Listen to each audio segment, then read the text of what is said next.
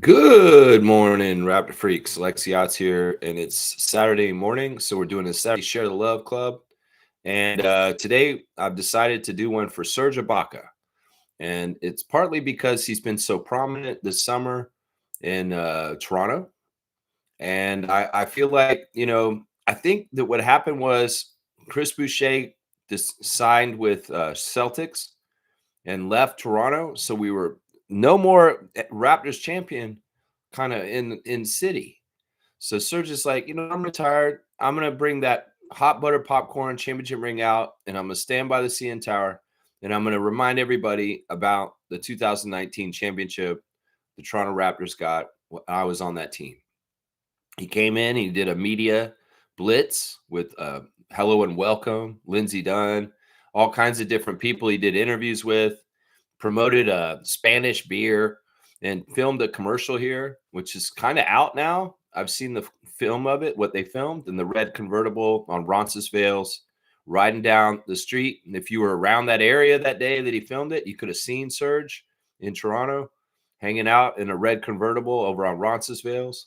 Yeah, it's cool, man. I like what he said while he was here, that Toronto is home, that he feels very comfortable in Toronto and that he likes to spend a lot of time here.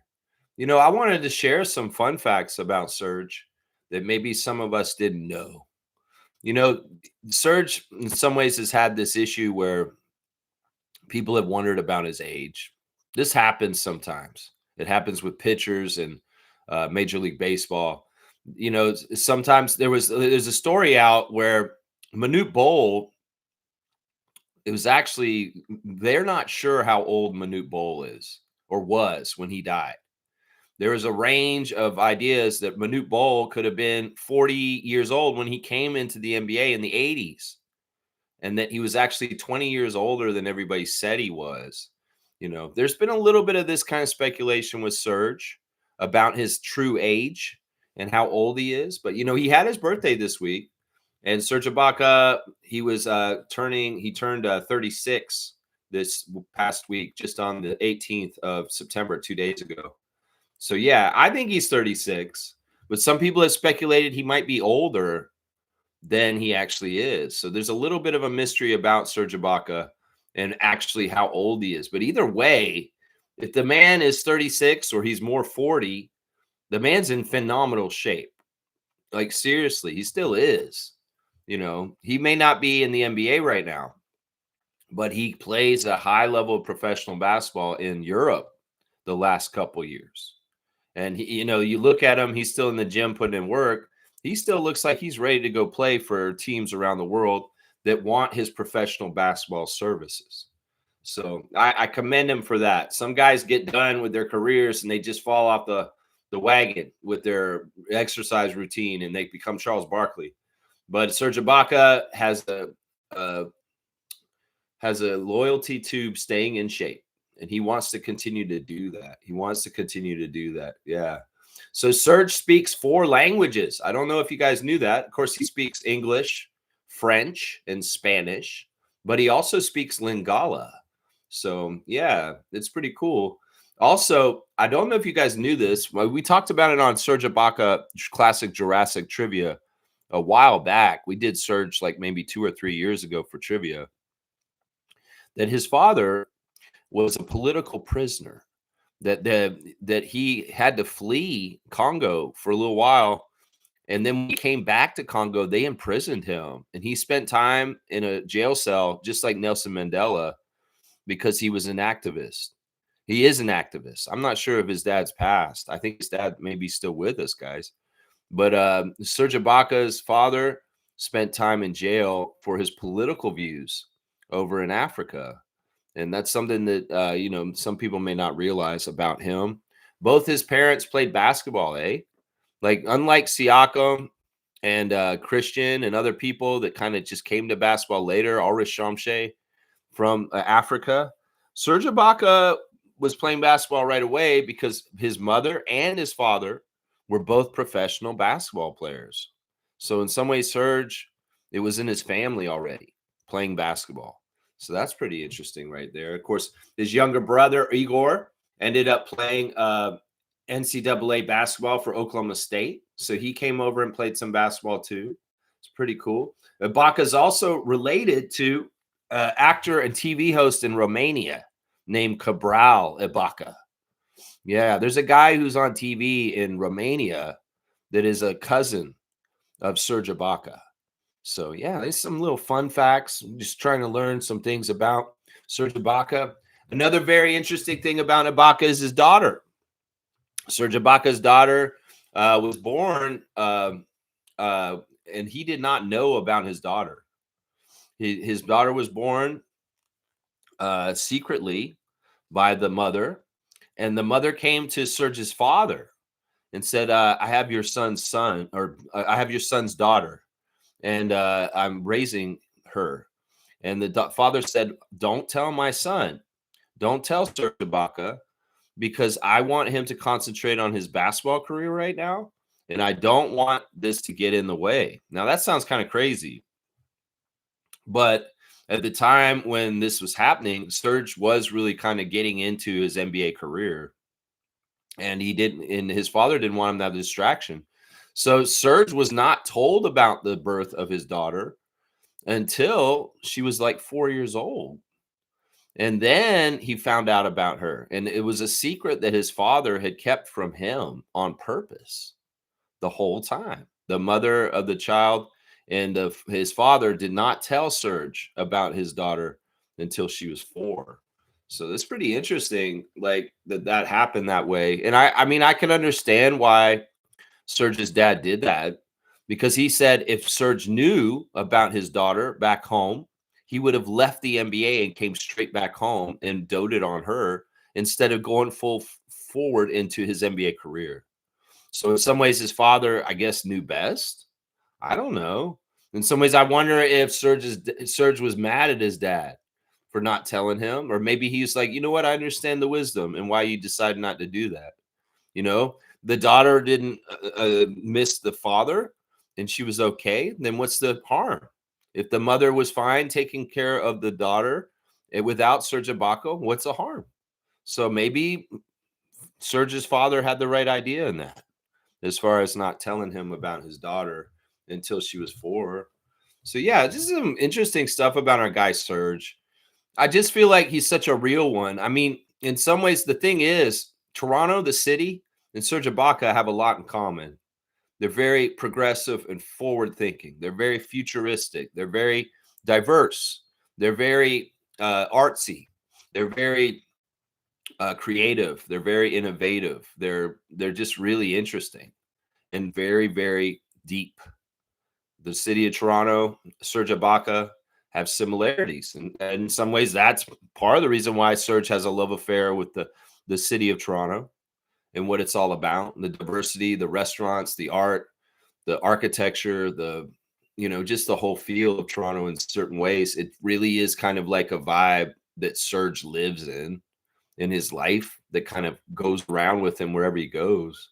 I mean, it's got to be awesome to be in shape, to be handsome, to be rich, and to be a world traveler and be able to do whatever you want because you have that life. In some ways, he's, like I've said recently, a modern Renaissance man. Because in some ways, Serge has a practical job where he made a lot of money playing basketball, but his interests are more in the arts. And in some ways, the arts and creativity are more important than ever right now with this impending fascism that's going on right now. Jimmy Kimmel this week and stuff like that. So Serge's affinity and appreciation and eye for the beauty of art, his ear for his music and his eye for his fashion, this is all stuff that's really, really cool. His music is not just a flash in the pan. His music is not something that's just kind of, oh, this is a little single that he made like Shaq did, and he wanted to have some sort of rap career. No, Serge is a real artist. He's put out multiple albums. He's got multiple singles and hits, and he's a very respected, bona fide artist in his genre of music at this point. He gets a lot of clicks on Spotify. He gets a lot of plays. And it's not like he's an athlete that is making music just as a side hustle. No, his music can stand all on its own. And if he wasn't a basketball player, sure, he wouldn't maybe have the notoriety of some of his music, but he might be able to be successful as a musician regardless because of his taste and his feel for beat and his feel for aura and the energy and the way he delivers his lines or what he does with the ideas for the Afro beats that he likes to put together and stuff like that. So, he's a real bona fide musical artist. It's not like Shaq did a rap album and he wanted to see how he could do it rap, that kind of stuff. No, this is a real deal thing. And if you delve into his catalog of music, you'll be very surprised and happy to hear just how good it is. Seriously, if you love Afro beats and you love, certain genres mixed up, like taking Latin influences and putting them in with Afro beats, you would love Serge Ibaka's music. The fusion of styles is so cool, man. So cool. Yeah, and of course you're gonna get him saying over the music, "I do art." My Fusi original man. That's right. That's right. So salute and love to a real one, a champion of the 2019 Toronto Raptors championship, first ever team of championship Raptors. And just a bona fide man of the world, a cultured Renaissance man who identifies with our city of Toronto and calls it home. What's not to love? I want to see some more. How hungry are you, though, Serge? Seriously, you need to not ignore that aspect of your talent, and that's hosting a show where you make people eat weird things. That cricket tea is calling for more guests. That's what I say there, Serge. That cricket tea is calling. Cricket tea. That's right. All right, Trevor J in the house. The Commissioner Fund, Trevor J's words of wisdom this morning saying, break bread only with those who would stand hungry beside you. Loyalty is proven when the table is empty. Yeah, that's tough. I mean, I would say that this word of wisdom is interesting. I mean, I know in some ways people are saying, why would you mourn someone who's racist against you? I get that. That's a big topic right now. So mourn against somebody that hates you and would want to see you killed. Yeah, you don't want that. In some ways, it's like break bread. Yeah, you say don't break bread with people that wouldn't be loyal to you, but in some ways you have to sometimes because you live in the city with them. You spend time around them in this area that you're at. You may not always agree with everybody around you, and they may not be loyal to you. They may not be loyal to you.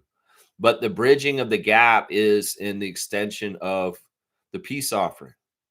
And in some ways, you want to be able to break bread with people that may not be loyal to you just because you want to show humanity and show that you're going to try and connect. Some people will say, well, they're not going to try to do that. They'll just smash you. They don't want to connect and break bread with you. They just want to hurt you. Why would you want to do that? Well, in some ways, the teachings of Christ are to be having a seat at the table even for your enemies. Because in some ways, they're still people too, even if they're misguided and really warped in their brains with their mentality of hating immigrants or trans or going crazy for fascist Trump. In some ways, it's like you got to bridge the gap somehow. In some ways, I think about the movie Temple of Doom, Indiana Jones and the Temple of Doom. Harrison Ford as Indiana Jones. He goes into the temple where the kids are working as slaves in the mine and they are in a trance. And well, what Indiana Jones and Short Round found out in that part in Indiana Jones is that the fire would break them out of the trance. And what's happening is some people are coming out of the trance, MAGA, right now because they can see the hypocrisy is just too laid out and open right in front of them. And some of them, their American sensibilities of freedom are going off because of Jimmy Kimmel. And they see this and they're like, this isn't right. This is not what America's supposed to be. And even some of the most diehard conservatives and MAGA people are starting to see the light. So I would say you need to invite them to come to the table and sit next to you and maybe burn their arm and see if they wake up from their stupidity. Because that's what it took. These people were in a trance. They were under a spell by the thuggy guard in the Temple of Doom. And that's why they were working. They didn't know anything otherwise because they're hypnotized and brainwashed by people like MAGA, evil people. that would rip the heart out of someone and send them into fiery hell down in a cage. Yeah. So, in some ways, we need to burn the flame of truth on the skin of the idiots who are not seeing what's going on here so they can wake up like the young children in Temple of Doom and realize that what's going on. Because that's the thing, man. People have been snowballed and they have been roost and they have been totally misled. And they've fallen into these pockets of thought that are absolutely reprehensible. And in some ways, if they got any shred of humanity inside of them, we need to find it and bring them back and tell them, look, listen, you've been misled. You should be pissed off like we are at the people that lied to you and told you these things and made you feel hate so much because they preyed upon your weakness and feeling sad about your life not going well. And they fed you hate, that they filled you with hate that you don't need. You do not need in your life. There's no reason for you to hate all these people. It's just they taught you to do it. So I don't know. In some ways, I'd say invite them to the table and have a friendly discussion and see if you can change their mind. If you can't, don't invite them back. And that's it. But yeah, I would say, I mean, I get what this word of wisdom is, and maybe I've gone on about it too long. But we have to try and bridge the gap at some point, right? With the people that are, misguided and misinformed and brainwashed by Donald Trump and his bullshit that he's been doing the last few, like, however many years, I guess 8 years, 9 years now, this fucking bullshit. Seriously. Trevor's saying WNBA playoffs, Phoenix take out last year's champs, the New York Liberty. This is very shocking, but not in some ways. Stewie's hurt. Stewie can't do too much, but, well, she still can get 30 points in an elimination game last night. But the power of the team overall of the Phoenix Mercury and the home court helped them defeat the New York Liberty and eliminate last year's champions in the first round of the playoffs. So Phoenix will move on to the second round to face Minnesota Lynx tomorrow in the first game of the WNBA semifinals. And, well, that's going to be a 5-game series. They had 3-game series in the first round, 5-game series in the second round, and they're going to do a 7-game series for the first time in the WNBA finals, and it will start on October the 3rd. So, yeah, there's a lot of cool stuff going on in the WNBA. We've got our Final Four, and, well, it's Indiana versus Las Vegas and Minnesota versus Phoenix. And that's interesting matchup. No New York Liberty. No New York Liberty. They got eliminated yesterday. And that's very interesting. The game was close, too. The game was close to a degree. So, yeah, fantastic stuff there. There's no game today. The second round will start tomorrow with game 1 of both the rounds tomorrow afternoon. So no ref report for today, guys. Sorry. Trevor J said the NBA asked SGA to shorten his name for marketing purposes. Hilarious. This is a similar thing to why our logo changed to this thing over my shoulder right here, that little circle with the claw in there, because the NBA is worried about marketing and branding, making licensable products, and they thought the dinosaur logo was just too intricate and too much, cost too much to replicate massively on all hats and shirts and everything like that. So make a more simpler logo. Toronto Raptors. In fact, they mandated that for the Magic too. That's part of the reason why the Magic changed their logo this year, is that they want these things to be cost efficient. And if you make your logo too complex, the thread count and the color and everything, it's the whole reason why we went to this logo. Seriously, guys, this logo right here only exists because the NBA did something like what they're doing with SGA right now. Now, I get it. Shai Gilgeous-Alexander is a long name that goes across the thing. So what do you want him to do? Do you want him to name himself Shai Alexander? Do you want him to be Shai Gilgeous? What do you want from him? This man wants to honor both of his parents, Vaughn Alexander and his mother, Miss Gilgeous. So why can't he honor both of them? Other people have been able to do this. Rondé Hollis Jefferson. Other people have been able to have hyphenated names. So NBA, what the hell, man? Y'all trying to control everything? Would you have come to Michael Jordan and asked him to change his name? I think you're out of pocket on this. If you want, why don't you just start short forming him SGA all over the place? If you're really that worried about letters. I think we all know who SGA is. So if you put SGA on gear, that's all we need, right? You're going to do MJ for Michael Jordan. Why don't you do SGA? And why do you need to mess with this man's name? Are you going to be coming to his cousin next and say, no, y'all, man, you got to stop having hyphenated name. Nickel Alexander Walker. Sorry, bro. You're just Nickel Walker now. What are you going to be doing this to everybody like this? That ain't right. And you going to do this to WNBA players? Because they're going to have a lot of hyphenated names there in their league and different things like that. So what is this? What is this? What is this? Let the man have his name. NBA, what are you doing? Seriously. You just care about fitting it on a jersey.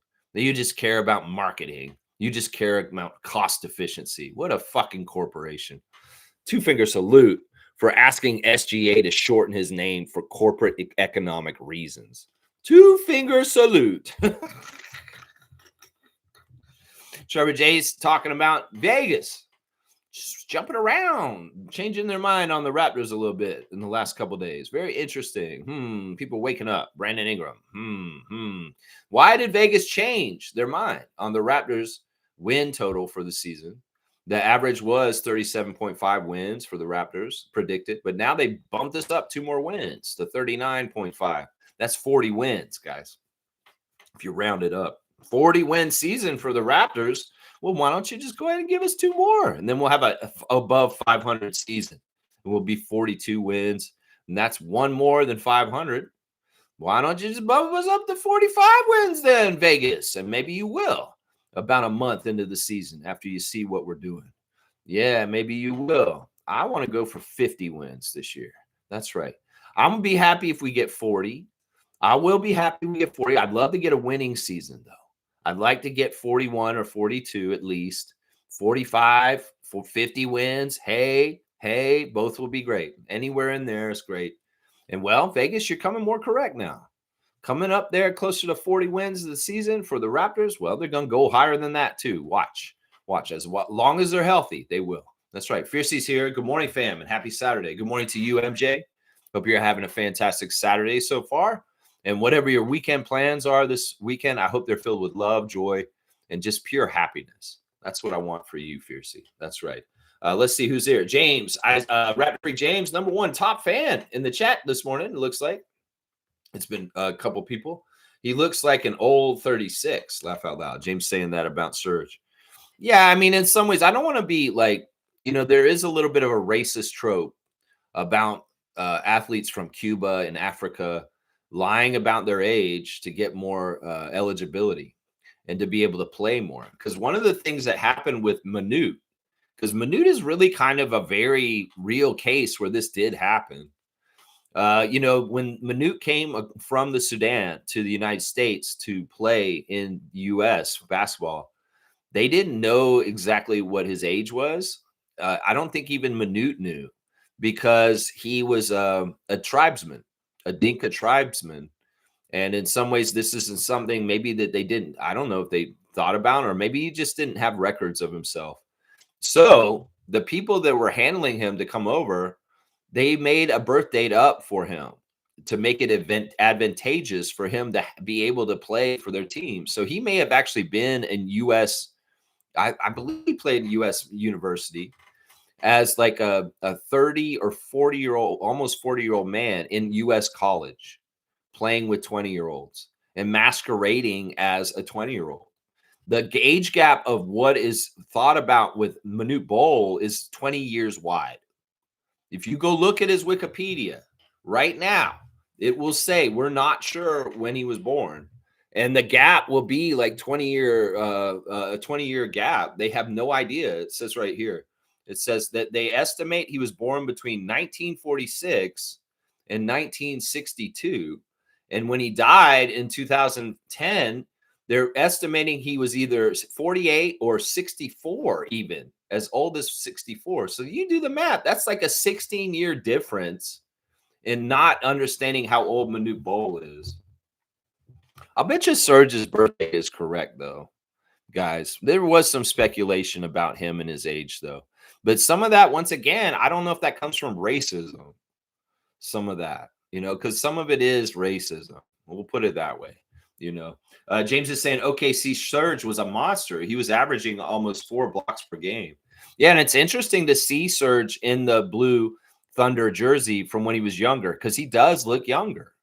If you look at him and his face, then you look at him and his body, you're like, oh, okay, yeah, I could see where this is a young 20-year-old Serge and how he kind of like grew up over his years in the NBA, many, many years. And then, later on playing for the Raptors, and then how he looks now, you can kind of see, okay, yeah, his body's matured, his face is a little bit older looking, but you can see young Serge in the Thunder jersey from earlier in his career. Serge Ibaka led the league in blocks a few times while he was on the Thunder. So, yeah, he's got some accomplishments. That's right. Fiercely saying Serge looks seasoned, but at the same time, he traveled a lot and is extremely cultivated. This brings a level of maturity. Yeah, he's a learned guy. He's gone out in the world and explored it, and he's been open to the experience and not closed-minded.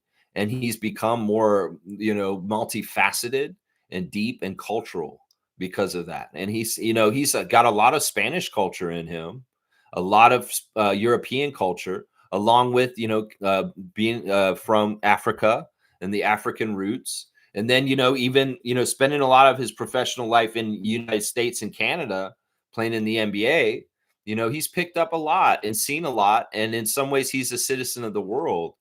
And in some ways, he picks up the best of all the places he goes to and carries that with him.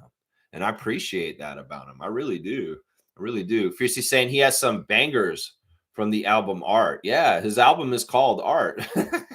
This was a masterpiece. And I do recall he was the sports personality with the most streams on Spotify.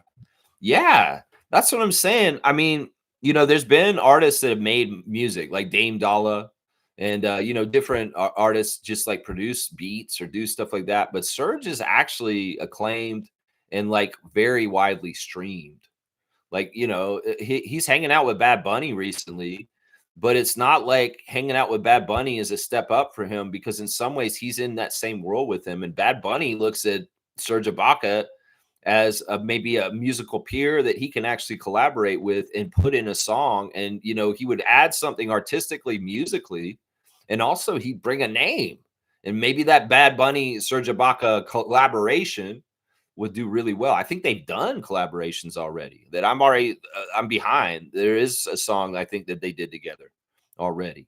So yeah, Art, go get it, download it and listen to it. It's fantastic. It's fantastic. Mark Tavares is here. Mark Tavares holding it down for us in Alberta. And I hope Mark's doing well. I guess we're coming up on the trip out to the West. In about a week, the Raptors are going to report to Toronto. And they've been here already. They're doing mini training camps already. But on Monday next week, a week from 2 days from now, on the 29th, will be Media Day. And we'll have the live Media Day interviews. And then immediately after Media Day, they get on the plane and fly to Calgary. And they'll be in Calgary from the 30th until that Friday. And then on Friday, the 3rd, that will be the Raptors Open practice in Calgary. And I hope, Mark, you got your tickets. You're able to get down there and see the Raptors in person in Calgary at their open practice at the end of their training camp. That'd be fantastic, man. I hope you can get in there, man. He's saying, yeah, morning, Raptor Freaks. Hope you all are doing well. Thank you. Just got my Raptors training camp tickets. Awesome. So he is going. Kids are pumped. Me too. This is fantastic. Remember, once again, Mark, like I've been telling Seymour Pate, who's going to be going too, I think, go up to Scotty and yell Raptors Freak at him and see if he will come over and take a picture with you and your kids. No promises. He may ignore you. I don't know. But I did warn him that we're coming and that some of our people from the channel will be there. And he did this for Tom when they did the last time, the open practice. So if you yell Raptors Freak and say, hey, Raptors Freak, and if his head perks up and he looks over at you, show your kids to him. Like if he looks over at you, he'll see your kids. He'll come over and take a picture with you. I'm telling you right now, as long as your kids are with you. If it's you by yourself, he'd probably be like, oh, that's just some guy. Yeah, I don't need to take a picture with him. But if your kids are with you, and they want to take a picture with Scotty, I'll bet you he will oblige. I'll bet you he will oblige. So try it, Mark. Try it. If you can angle and get down near the court when they're kind of before the event and they're just kind of hanging around and kind of maybe doing practice shots or something like that, you might be able to pull this off. Tom was able to. Tom was able to. And, Seymour's going to try the same thing, possibly. He's going to come down with a Raptor Freak shirt on. Apparently, he made one himself just to have one to wear down there. I'm so pumped for you guys. I'm so happy for your kids to get this experience. I'm telling you, I know that they don't come through y'all's region very often. And to see the Raptors up close and to get to see their own private practice up close, them scrimmaging against each other. You get to see what Darko does with the drills. You get to hear them talk. It's a fantastic event. And you guys, it's going to be a really, really nice memory for you and your kids going forward, man. I'm telling you right now, it's going to be fantastic. Gerald's saying, Gerald Naco the Nacho is here. My good friend Gerald Mayhew. He's a stand-up comedian in the greater Toronto area. If you see the name Gerald Mayhew on the marquee, this is our guy Naco. You can see his comedy stylings. So you say, watch everything everywhere all at once. It's a Short Round's best role. It's Short Round's best role. You're talking about, the guy from Indiana Jones. I bring up Temple of Doom, and I bring up the actor who played Short Round, who was also in Goonies. He was in a couple of different things. Well, he's grown up, and he's done this movie. I've heard about it. Watch everything everywhere all at once. He's older. He's an adult in this movie. I believe he won awards for this, right? He did really, really good in this role. I've heard about this movie. Once again, guys, I don't really watch new media. I guess I'm just jaded. I don't want HD. I want to watch stuff grainy and with strings and puppets and, kind of old school. It's more comforting to me. I don't know why. I'm just not picking up on new movies and TV and caring about them. I guess I'm just old at this point. I'm just old, but maybe I will see this movie someday, Nako. Maybe. Fiercely saying marketing purposes. I don't even see the relevancy as a fan of the game. Has no bearing on me. Marketing purposes. You mean about the name? The reason why the marketing purposes with his last name is because it's too long and it takes too much material to stitch in all the many, many jerseys they want to sell to build the jersey of SGA and sell it mass produced. What did they do with Michael Jordan? They sold a lot of 23 Chicago Bull jerseys. Now, is Michael Jordan's last name like 20 letters? No. So this is really, in some ways, such a cheap thing that they're asking SGA for because they want to save money on stitching the name on the back of the jersey, Fiercey. There's nothing to do with us. It has to do with this. Isn't that crazy? They asked a man to shorten his name just to save some money. That's crazy to me. Marketing purposes. That's what it is right there. Trevor J saying Canada put out issue advisory traveler to Jamaica due to the violence major cities. Okay, I have no idea. You're saying that Canada's saying don't go to Jamaica right now? Okay. I mean, in some ways, that story, in some ways, that's sad to me if that's true. But in some ways, I'm like, in some ways, I mean, look, they're going to highlight violence and crime in places like Haiti and Jamaica. What the hell are you talking about? Look at the U.S. That's the first problem right there. So Canada, advise people not to go to the U.S. How about that? What is Jamaica doing? I mean, seriously, if it's not safe to go to Jamaica, okay, don't go to Jamaica. But it's not safe to go to the U.S. either. So don't go there. Don't go there either. All right, let me check on my tabs, guys, just real quick. Let's see what's going on. Straight goods on Canadian goods, guys. The summer is almost over. It really is. It's like 2 days away from being over. Fall will begin on Monday. And, well, you still got a little bit of time before the fall and the winter comes to do some do-it-yourself projects and get some things fixed up and set up for, going through the winter. So, you can buy hand tools that aren't 100% Canadian made. It's tough because I know Black & Decker, DeWalt, all these other companies, they're big American companies. But there is a Canadian company that makes power tools, hand tools, and their name is Gray, Gray. Gray Tools is 100% Canadian-owned and manufactured, strong domestic sourcing, one of the only fully Canadian hand tool makers. So seriously, y'all, if you want to go deep on supporting Canada, support it by buying Gray Tools. Gray Tools are one of the few power tool companies that are 100% Canadian. So I just say that if the name is Gray, you're buying Canadian. So go on then and do it. That's what I say. All right, let's do the Instagram stories now real quick. Toronto Tempo president Teresa Resch went on the admin went on vacation for a little while. And what did the team come up with? They wanted to do some sketches on the New Jersey for the Tempo. And, well, somebody got on the NBA Paint, I guess, because this is what it's looking like. and they did the Toronto Tempo uniform mock-up finance team proposal, and they drew a little stick figure with long hair and a basketball, and it looks like some sort of gray Marty McFly jacket. And I'm like, what is this crap? This is not what this jersey better not look like, because that looks like it's so drab. Come on now. Y'all are messing with us.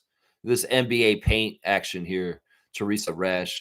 This is not what the jersey's going to look like for the Tempo, right? Just this drab gray. What are you doing? Of course, maybe you're setting us up with something so ugly and so drab that when it does come out, everybody will be like, oh, I don't know. I think this might be what Teresa's doing here. It does seem like, though, you know what I'll bet they'll do is when the WNBA playoffs are over, I'll bet you Teresa Resch will reveal the jersey for their Tempo for next year. I bet you she will. I bet you the timing will be there. And maybe this is a post where Teresa's making light of the leaks so far with her team and people letting it out what the name was. And, maybe she's making light of the leak and saying, we're going to leak our jersey right now. And it's a total red herring. It's not the real jersey. It's just them putting out a misleader. Teresa, come on now. I could draw a better mock-up than that. I know your admin's on vacation, though. That's right. They're celebrating. The Toronto Tempo are celebrating the World Cup finals of rugby. And Canada is unstoppable, apparently. These women look stout. And they look strong. And they look like they could run through a wall. And someone says, like, you know what? Rugby players are pretty tough people. I'll tell you right now, they're pretty tough people. But go Canada always in all aspects. So go Canada. No stopping Canada in the World Cup finals of women's rugby. That's right. Love it. Slim Duck has got this clip of this guy who's really tall and playing against kids, and he just dunks it on their head. That's ridiculous. Who is that? Taco Fall? There's somebody like that. He's that kind of height. But Chris is laughing about it, I guess. What is he saying? Go get your little bro, man. Okay, that must be his friend. I don't know what's going on. Understand the grind. Norman Powell put in that work. Understand the grind. He's touching down in Miami once again. There's a shot from the plane coming down. It's Miami, Florida is where he plays now. And he's almost time to get back to it, is what Norman's saying on his thing. Coach Andrew Jones took his coaches out for bowling and dinner yesterday. And it seems like we see the core six of his coaching staff this year in all the pictures. There's Leftwich is there, the big white guy, Serrano. There's a female, I don't know her name. And then there's a little short guy. I've seen him before. But yeah, like I guess, like Monique said, her friend is not in the staff anymore. And they've got a tight six-person crew here. And they were out bonding. So Coach Andrew Jones doing some bonding work with his coaching staff. And he's really happy with his team of people. So, yeah, there you go. There they are on a dinner and just hanging out with each other. Coach Leftwich, Coach Serrano, and the rest of them. CBL is celebrating. One of their players is NBA bound. Yuri Collins has been signed up from the Scarborough Shooting Stars, and he will be going to the Brooklyn Nets. So, CBL player Yuri Collins, you got the call, and you're coming up, and you're going to be on the Nets this year. So that's fantastic. Kelly Olynyk is really close to having his child with his wife, Jen. And it's funny. This is what Kelly's noted. And this is kind of crazy if you think about it. One pregnancy, 4 teams is crazy. Because when they got pregnant, he was a Raptor, right? He was a Raptor when they found out that she was pregnant. And then he got traded to New Orleans. And then he got traded to Washington. And then he got traded to San Antonio. So, yeah, 4 teams and 1 9-month pregnancy. And that may be one thing that Kelly Olynyk and his wife talk about with their child forever. So, honey, yeah, you were on 4 different teams before you were even born. And they'll be goofy about it, I'm sure. This will be something goofy they'll say and bring up for the rest of this kid's life. And at a certain point, the kid will be just like, I get it, Mom. I was on 4 teams before I was even born. I get it, Mom. Just shut up about it. It is kind of cool, though. But they're taking all these pictures of them pregnant. They did like this watermelon motif where they painted her belly like a watermelon, and Kelly was holding watermelons himself. I mean, she's into like really goofy photo shoots. And I mean, they're cute and everything, but they're also kind of, they're kind of like, I don't know what the right word is to be nice, but yeah, you know, you keep going. That the joy of Jen and Kelly and the 4-team baby, the 4-team baby. It's crazy. Yeah. Let's see what else we got here. Eric Smith's books on blast. We the Raptors guys. Eric Smith has written a really awesome book. I haven't read it yet. I want to go get it, but it's on Toronto Life's must-read books of the season.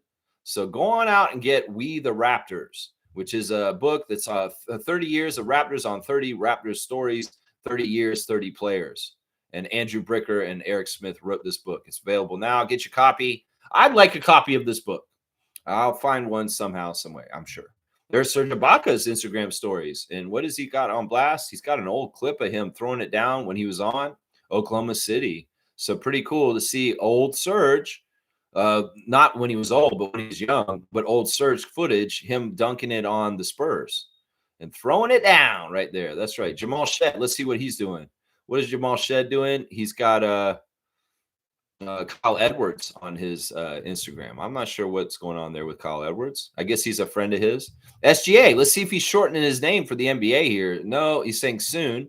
He's got some gear on. He's walking out of the car. He's coming in. He's sitting down for fine dining. He's at the end of the table. He's talking to everybody. They're talking Canada Goose. Okay, so he's involved with Canada Goose. So SGA is going to be doing something with Canada Goose. Cinderella stories. Ashley and Savannah are talking about Savannah's bone density. Apparently, Savannah Hamilton has some of the most dense bones. They did the test on her at the doctor, and her bones are like super strong. Like they're in the highest percentile of the population.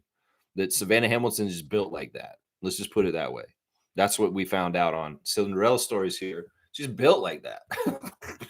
They have come out with all kinds of gear for NBA paint. The renaissance of childish art is in full effect with the Toronto Tempo's release of their uniform and the socks. That's right. You can get NBA paint logo Raptors socks now. They're diversifying this goofy logo and they're putting them on socks now. So yeah, when is this going to end? Either way, whatever. Have fun. Go get your NBA paint Raptors logo socks. If you really want them, sport them. Hey, I won't totally judge. I'll just be like, yeah, all right, cool. You enjoy them? That's awesome. I'm happy for you. That's what I'll say right there. I'm happy for you. Siakam talking to his teammates. He's wearing like a different soccer jersey every single day when he's playing, when he's practicing with his teammates. And it's like he's doing tributes to different football players that he really admires. And he's just in there doing his Rico Hines, man. In some ways, this is what this is. Siakam brings the Indiana Pacers down to Orlando, brings them to his PS foundation. Well, not PS foundation, his PS house and his PS gym. And he channels Rico Hines. They get out there, they run up and down the court. They play basketball, right? No Bush League shit, right? No Bush League shit, right? No hitting people. No. Come on that. Run up and down the court. And then at the end of it, Siakam huddles everybody and does a Rico Hines pep talk, just like Rico would. He's all right, everybody come in, Indiana Pacers. I'm Pascal Siakam. And, good job today. Let's keep the energy up. Let's keep working hard. We'll keep going like this. We're going to be great this season. He's doing the pep talk. And I love it. So, Siakam, get your Rico Hines on. It's like Siakam doesn't even go to Rico runs anymore. He doesn't hang out with Rico all summer anymore like he used to. It's like the Padawan has learned from the master, and now he is a master himself. It's very Jedi-like. Let's just put it that way. I wonder if, Rico Hines would be like Yoda. And he's in the little hood, and he pulls it up in his eye, and he's like, I've taught you well, Siakam. He's like, yes, Master Rico. And he's, I don't know. Maybe the Star Wars reference isn't right for this. All right, Toronto Tempo showing off the new jersey on Toronto Tempo official Instagram too. You want to see the new jersey? Go look at it. Some kid drew it. There you go. There's your Instagram stories today. The childish art trend. What's going on with logos for the Raptors and the Tempo? Can we please get back to real logos? Please, sir. Please, sir, maybe have some more. Oh. Timmy T is here. Timmy T is saying, I bet you're excited to have the NBA season back soon. Yeah, man. I'm not going to lie, Timmy T. I'm not going to lie, man. I got, I'm looking at the calendar right now on the wall, and it's got 2 weeks until September's over. And in some ways, those 2 weeks, this whole month has been tough. I'm just trying to figure out good subjects to kind of have a topic for the day to be able to talk about it. And it's been tough. It's a grind. It's definitely a grind. I appreciate FIBA basketball, like Eurobasket, Afrobasket, America, for helping me through this summer. I appreciate the WNBA for helping me this summer. I appreciate CBL for helping me this summer and giving me basketball topics to talk about in August and September, because it has been tough. I'm no lie. I mean, the draft, we can do a lot of draft talk before the draft. It's fun. You know, I can cover the playoffs when the NBA playoffs are still kind of going on. But yeah, this dry period in the middle, this is why Raptors content makers are on vacation right now. But I'm not. I've never taken vacation. I do this show 365 days a year, and I have been doing it for 4 years straight now. So, Timmy T, I appreciate you being here. I appreciate your subscription. And if you want Daily Raptors, this is your channel. That's right. That's right. Let's see what else we're saying here today. This is ridiculous in reference to the savings of money strategy of the NBA. It is kind of ridiculous. It's the man's name, for Pete's sake. In some ways, it's like put respect on the man's name and just write all the letters, NBA, you lazy asses. Why can't Shea Gilgeous-Alexander have 3 names? Seriously, you going to ask him to change his name to Shea Alexander? Just straight up Alexander? I mean, come on now. He wants to honor his track and field Barbados mother. I'm telling you, she's an Olympic runner. And in some ways, the name Gilgeous needs to be involved in Shea's name to honor his parents correctly. So it's like, who are you, Adam Silver, to tell a man to change his name, especially the one that you're marketing and making the most money off of in some ways, this league at this point, one of the ones that are top and most prominent. Would you have ever asked Michael Jeffrey Jordan to change his name? Seriously, would you have ever asked Kobe Bryant to change his name? No, this is disrespectful. This is disrespectful. And you better not change your name, Shea. That's what I'm saying right now. You better not. That's right. That's right. Timmy T saying best in-game dunkers edition. Start, bench, cut. Okay, I like these kind of things. Best in-game dunkers edition. You want Kemp, Blake, and Dominique. So Blake Griffin, Dominique Wilkins, and Sean Kemp. Well, in this 3, I would say let's start Sean Kemp, because that man was dangerous. The sonic boom of Sean Kemp coming through there and his size, people got out of his way, and he had such an amazing extension with his arms that he's the most fun to watch, honestly. Now, Blake, I'm going to cut Blake, and it's partly because Blake's in-game dunks were very predicated on Chris Paul and other guards throwing him lobs. You know, I never really saw Blake go on his own to go and get those dunks. It was quite often he was on the receiving end of a very good pass from somebody like Chris Paul. So I'm cutting him. I will put Dominique in that second spot. But in some ways, the thing about Dominique was he dunked in traffic, sure. But it was often when he dunked in traffic, it was 2 hand slams on top of people's heads. But he couldn't do his flashy stuff. But if he was getting a break and there was nobody near him, you're going to see a windmill. You're going to see a windmill when human highlight reel got up there.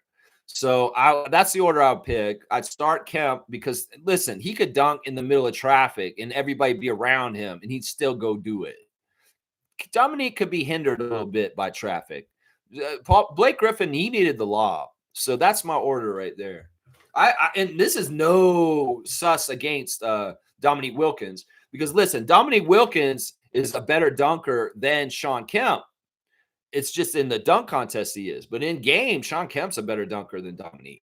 That's what I say right there. Great question, Timmy T. I like doing the old school like this. But on the channel, I will warn you, because these are names that are kind of common, I could have thought you meant Steve Blake and stuff like that. We do full name answers here. So you got writing in the first and the last name, just so there's no confusion with who you're talking about. He said, do you have Aja Wilson over ladies like Swoops, Leslie, Parker all time? You know, this is a great question too. Now, I think that Cynthia Cooper is actually the greatest WNBA player ever because of her accolades and what she did with the Houston Comets very early on. She won rings like it was nothing. I think she had 4 or 5 rings by the end of her career in the WNBA. And it was all at the very beginning when the Houston Comets were there. And, so I consider her as maybe the best WNBA player ever, but Aja Wilson's probably coming up for her spot. and taking it. I don't consider that list that you put there the number one player from back in the day. It's not Swoops. It's not Leslie. It's not Candace Parker. It is Cynthia Cooper. Cynthia Cooper is the one. And if Aja Wilson can get a couple more WNBA championships, maybe she'll take Cynthia from her crown as the greatest ever. To me, Cynthia Cooper is the Michael Jordan of the WNBA. That is who it is. That's right. There you go. Great questions from Timmy T. Thank you for being here once again. Cool Cat saying, great. Good morning, Raptor Free crew. Good morning to the coach. Cool Cat. Good to see you. Belated birthday greetings to Serge. That's right. Our stream got cut short on Thursday on Serge Ibaka's birthday. So you know what? We're going to circle back and have a late birthday party for you, Serge, this Saturday. Y'all, if you love Serge Ibaka, share the love for Serge this morning. That's what this is all about. There's a lot of hate. There's a lot of division. There's a lot of people out there stoking problems in this world. And in some ways, the things that will heal and mend everything are love, compassion, and, looking for each other. And in some ways, that's what we're all about today. Share the Love Club was inspired by Scotty Barnes and Gary Trent Jr., who came into a press conference one day and said, there's so much hate out in the world. We need to share more love. And I listened to them. And that's why we share love on this channel on Saturdays for an individual every week. And well, this week we've chosen the NBA champion of the Raptors, Serge Ibaka. And I think that he deserves our love for sure. Because his love for Toronto is pure and true. And you know what? That's the thing, man. I want our former players to love our city and want to come back and spend time here long after they play for us. And the ones that do, well, we love them a lot more. Chris Bosch. Let's just put it that way. That's right. Trevor Jace asking, Smooth, are you watching WrestlePalooza on ESPN pay-per-view tonight? WrestlePalooza. Yeah, I don't know. This is a pay-per-view? I've seen that they're having a power couple feud all of a sudden, that AJ Lee has returned to wrestling, paired up with her husband, CM Punk, and they're going to go against the real-life power couple of Seth Rollins and Becky Lynch. That's very intriguing. Very, very intriguing. AJ Lee's up there, though.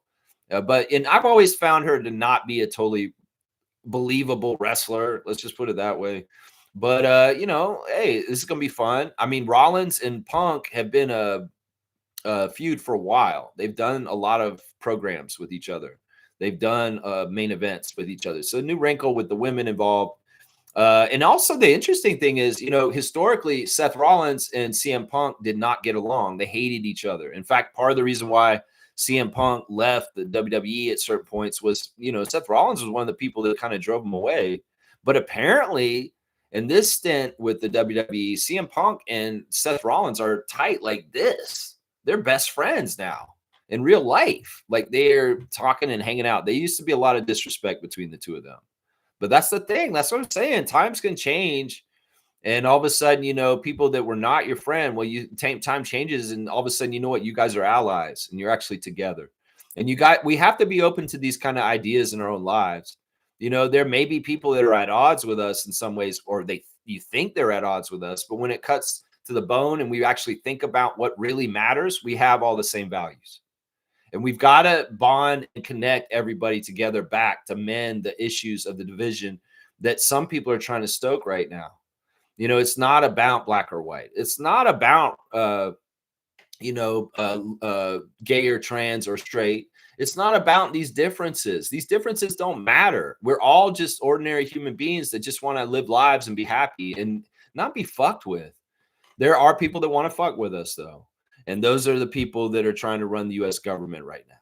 So in some ways, we got to throw apart all of our differences that they try and teach us to have and come back together. There's a lot of centrist people that need to get back with the left people and even the right people that are truly right people that are conscious, good Christians that know right and for wrong, and they do not agree with the MAGA policies of dictatorship. You guys, we all need to get back together because we can. In Canada, we showed that we could get together and defeat Pierre Poilievre in the last election, that conservatives and liberals and NDP could all get together and vote for Mark Carney, the best choice in that situation. Not the ideal choice to everybody, but the best choice meeting in the middle. Is the divisions are designed to keep us apart so that they can keep us under control. So the more that we can bridge the gaps and see our commonality in general ways in every kind of respect, the better we're going to be in fighting the fascist takeover of AI and all the other bullshit that the oligarchs and the corporations are going to try and force on everyone. So this is not about race. This is not about sexual orientation. This is not even about immigration. This is about stopping a big, huge overseer kind of structure to society in a surveillance state that nobody wants, whether you're libertarian, whether you're a conservative, whether you're a liberal. Nobody wants that. You want people spying on you from far, all over the place? Well, they already do to an extent. Now, how far will they go with being able to spy on you? That's what I'm saying. We have to fight for our rights in this ever-changing tech world where things are happening very fast. And in some ways, let's not divide up because they told us to. We don't have to all see eye to eye, but there are subjects where we will see eye to eye. And we need to step into the ring together as a tag team. Centrists, real conservatives, not dictator fascists, real conservatives, because I know y'all are out there too. And listen, you may have contributed to this problem because you voted conservative most of your life to get to this right-wing fascist bullshit we're seeing down south.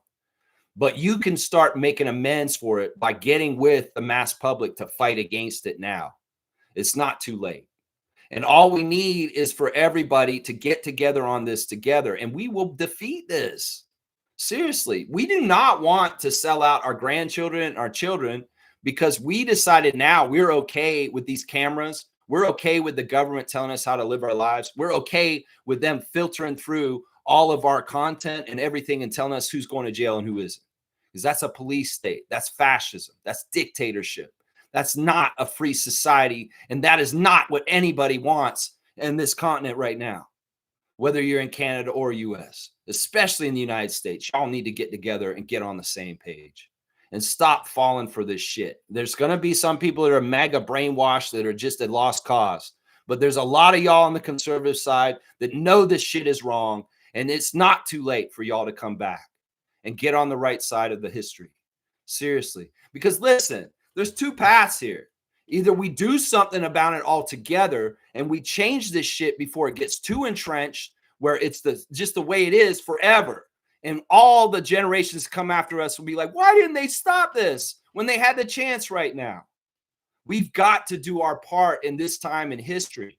And if we don't, our children and everybody going after us will suffer for it because they will live in a society that is not the society we grew up in. It'll be very different, trust me. So listen, we need to come together, whether you're left, right, center, whatever. Anarchist, I don't care. We need to come together because there's one entity that's trying to destroy our society, and that is MAGA, that is fascism, that is those crazy-ass alt-right trolls that are absolute racists, homophobes, bigots, and they hate women too. So who are you going to be on the side with? I know there's a lot of libertarians out there that don't like the overreach of firing Jimmy Kimmel. I know there's a lot of conservatives out there that are not comfortable with the dehumanization of people in the name of MAGA and their bullshit. You may be going to church and you may hear your preacher say some hateful shit. And you're like, you know what? This is not Christ-like. What is this going on in my church now? This is so hateful. This is not what I was taught as a child to in the ways of Jesus Christ. And why is this changing so ugly and perverted at this point? That's what I'm saying. It's going to take all of us coming together to fight this. And we got to put aside our petty differences to take care of the really big shit that we all agree on. Let's get this together, guys, whatever side you're on. And as people, most of the on my channel are left-leaning people, we have to be open to this idea. We can't be cutthroat and vindictive and say, y'all fucked us up and y'all are the reason why. No, we need to allow them in with us because we're going to need their help with us to make this happen.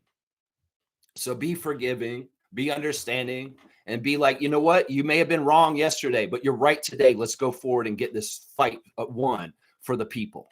That's what I say to that right there. That's an important thing I just said. Because in some ways, we can divide our own selves because we're just too blinded by the divisions they already set up for us. And that's all a mirage anyway. It's all divide and conquer. And that's what the oligarchs, the ultra rich, and the people in power are trying to do right now. We're not organized. We're not together. We're easier to control. And that's what they want to do. They want to control the hell out of us. And anybody says both sides are problems, no, the left never wanted to control your life like this. They didn't want to watch you while you're taking a shit. They didn't want to do this or that. They wanted you to have your freedom to live your life. If you want to be trans, you can be trans. They wanted you to have your freedom. This side does not want freedom, obviously. They want for prison profits, for profit prisons, and they want to make money off of people like they're cattle. And it's really gross, and it's not Christ-like in any kind of way. It's not. All right, let me keep going. Sorry, I went on a little tangent there. But some of what I just said is really important to say. Really, really important to say. Yeah, let's see. Cool Cat is saying Siakam's development coaches in Florida, Rico attached to Sixers, so they can't work that closely anymore. Coach Thorpe is not affiliated with any team. Okay, well that's good information. Cool Cat knows because she's #1 Siakam fan.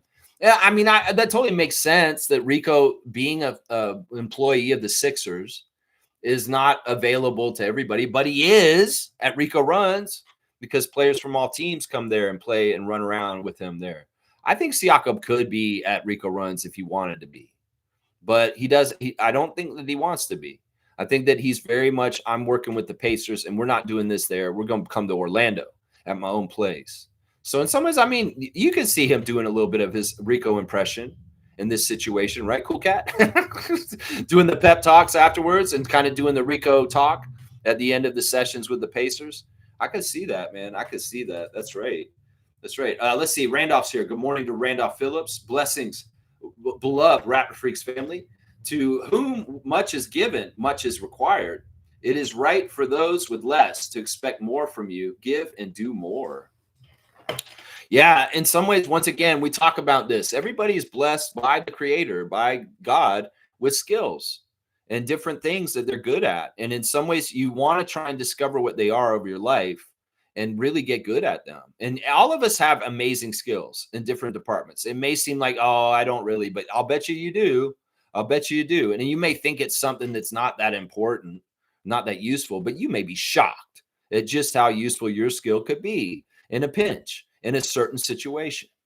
So hold on to your skills, hone them, know who you are, and know what you can do to be ready to help in whatever situation it is. In some ways, my skill is my throat. I can talk. I can speak eloquently and concise enough to get across messages that you guys can understand, and we can pick up, and I can help educate the masses. I can help educated people on kind of what I just talked about just now, about bridging the gaps over division that they're trying to push on us. That's what I'm saying. In some ways, that is what I need to do. That's why I have to be here every morning, is because of what Randolph just said. If I didn't get an outlet to speak like this, where people actually were hearing me, that would be a waste, right? That would be a waste. So I appreciate YouTube for giving me a forum and a platform to be here to speak my gift, which is my ability to gab and say words and make them connect and make sense and talk about this in an unfiltered way right off the top of my head, like I'm doing right now. So this is what you got to do. You got to recognize your skill. I have other skills too that I don't want to talk about on here that are very useful for me in a pinch, but in some ways they're not pertaining to this channel. But yeah, that's what, figure out what you're really good at and do it. If you're really good with a bow and arrow, go ahead and keep doing your archery. If you're really good at growing plants, keep doing it. If you're very good at calming down situations that are amped up, like you're a good healing presence that kind of brings down the everything crazy, do it.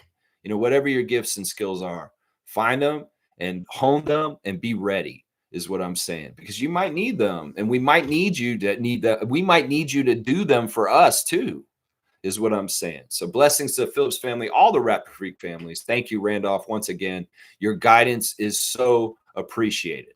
So appreciated. Fiercely saying, hang in there, Lex. The season is starting soon, and it'll get easier. You'll have more content to discuss. Also the fantasy draft too. Yeah, guys, I set up the date for our NBA fantasy draft for this season coming up, and it's going to be the first Sunday of October. So it's going to be 2 weeks from tomorrow. And we've got 12 teams in the league right now, but I'd like to increase there's really 20 spots. So we could have 8 more teams join right now.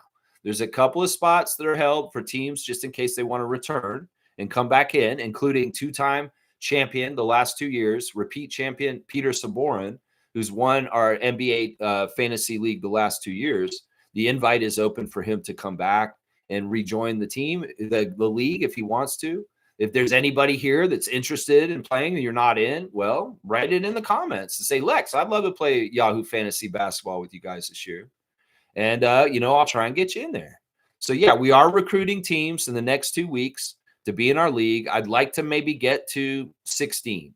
And so that means we need 4 more teams right now. 2 of them are invited and they could get those. So there's 2 spots really kind of open right now. But there could be more than 2 opening up depending on whether people renew or not.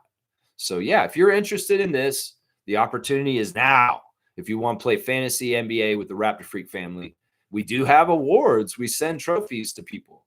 And there's no money reward, but you get the bragging rights and you are a Raptor Freak fantasy NBA champion.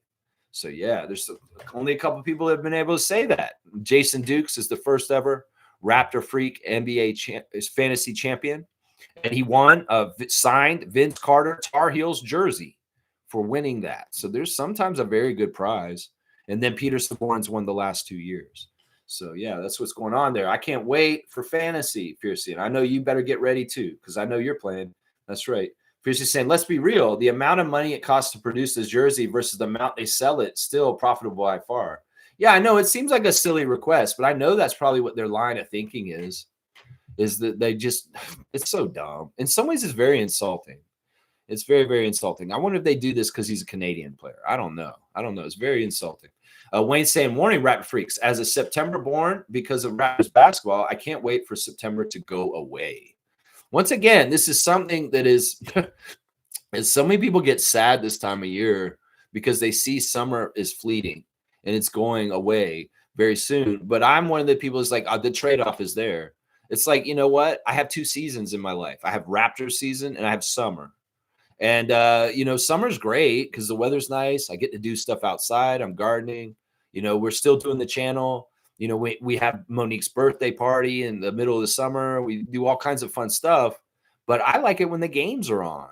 And this is a very dry oasis kind of time where it's like, where am I in the desert? Where is the basketball? I'm thirsty. And now I see the basketball on the horizon at the oasis. And I'm ready to come up and get a drink. And, the weather may be getting cooler and the leaves may be falling off the trees, but that is a symbol that Raptors basketball is almost back. And I don't get upset about that. No, I don't. That's the trade-off. You got the specter of maybe a winter with a lot of snow and cold. Well, at least you got basketball on TV. That's the trade-off. That's it right there. That's right. That's right, Wayne. I'm with you, man. He's got his birthday month. He's happy to celebrate his birthday, but let's get past his birthday and get right to the basketball. That's right.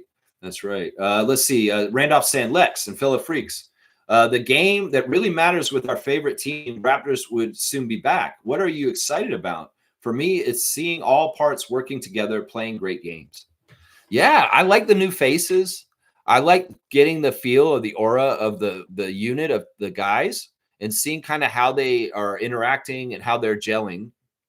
And also, every year's Raptors has a different feel to it. There's a different kind of addition every year, right? 2019 was a special year. It was a very amazing year for the Raptors. And the aura around that team was certain something. I feel really good about the aura around our team right now. I feel like it's very promising. I feel that with Scott, we have really good leadership. And we have other leaders next to him that are going to be fantastic too, like RJ and Brandon and Emmanuel. And, the young crop is just very special. I think that the Raptors have done exceptionally well in the draft the last 3 years, and that it's going to show more and more this year that, Grady Dick has a certain level of jump that's going to happen in his game, hopefully this year, with consistency with his shot and just, how much he's scoring.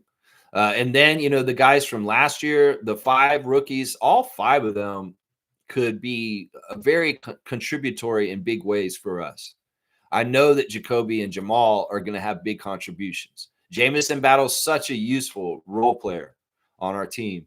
And Arish Shamshay is an amazing enigma as far as how fast he process things to get quicker, better.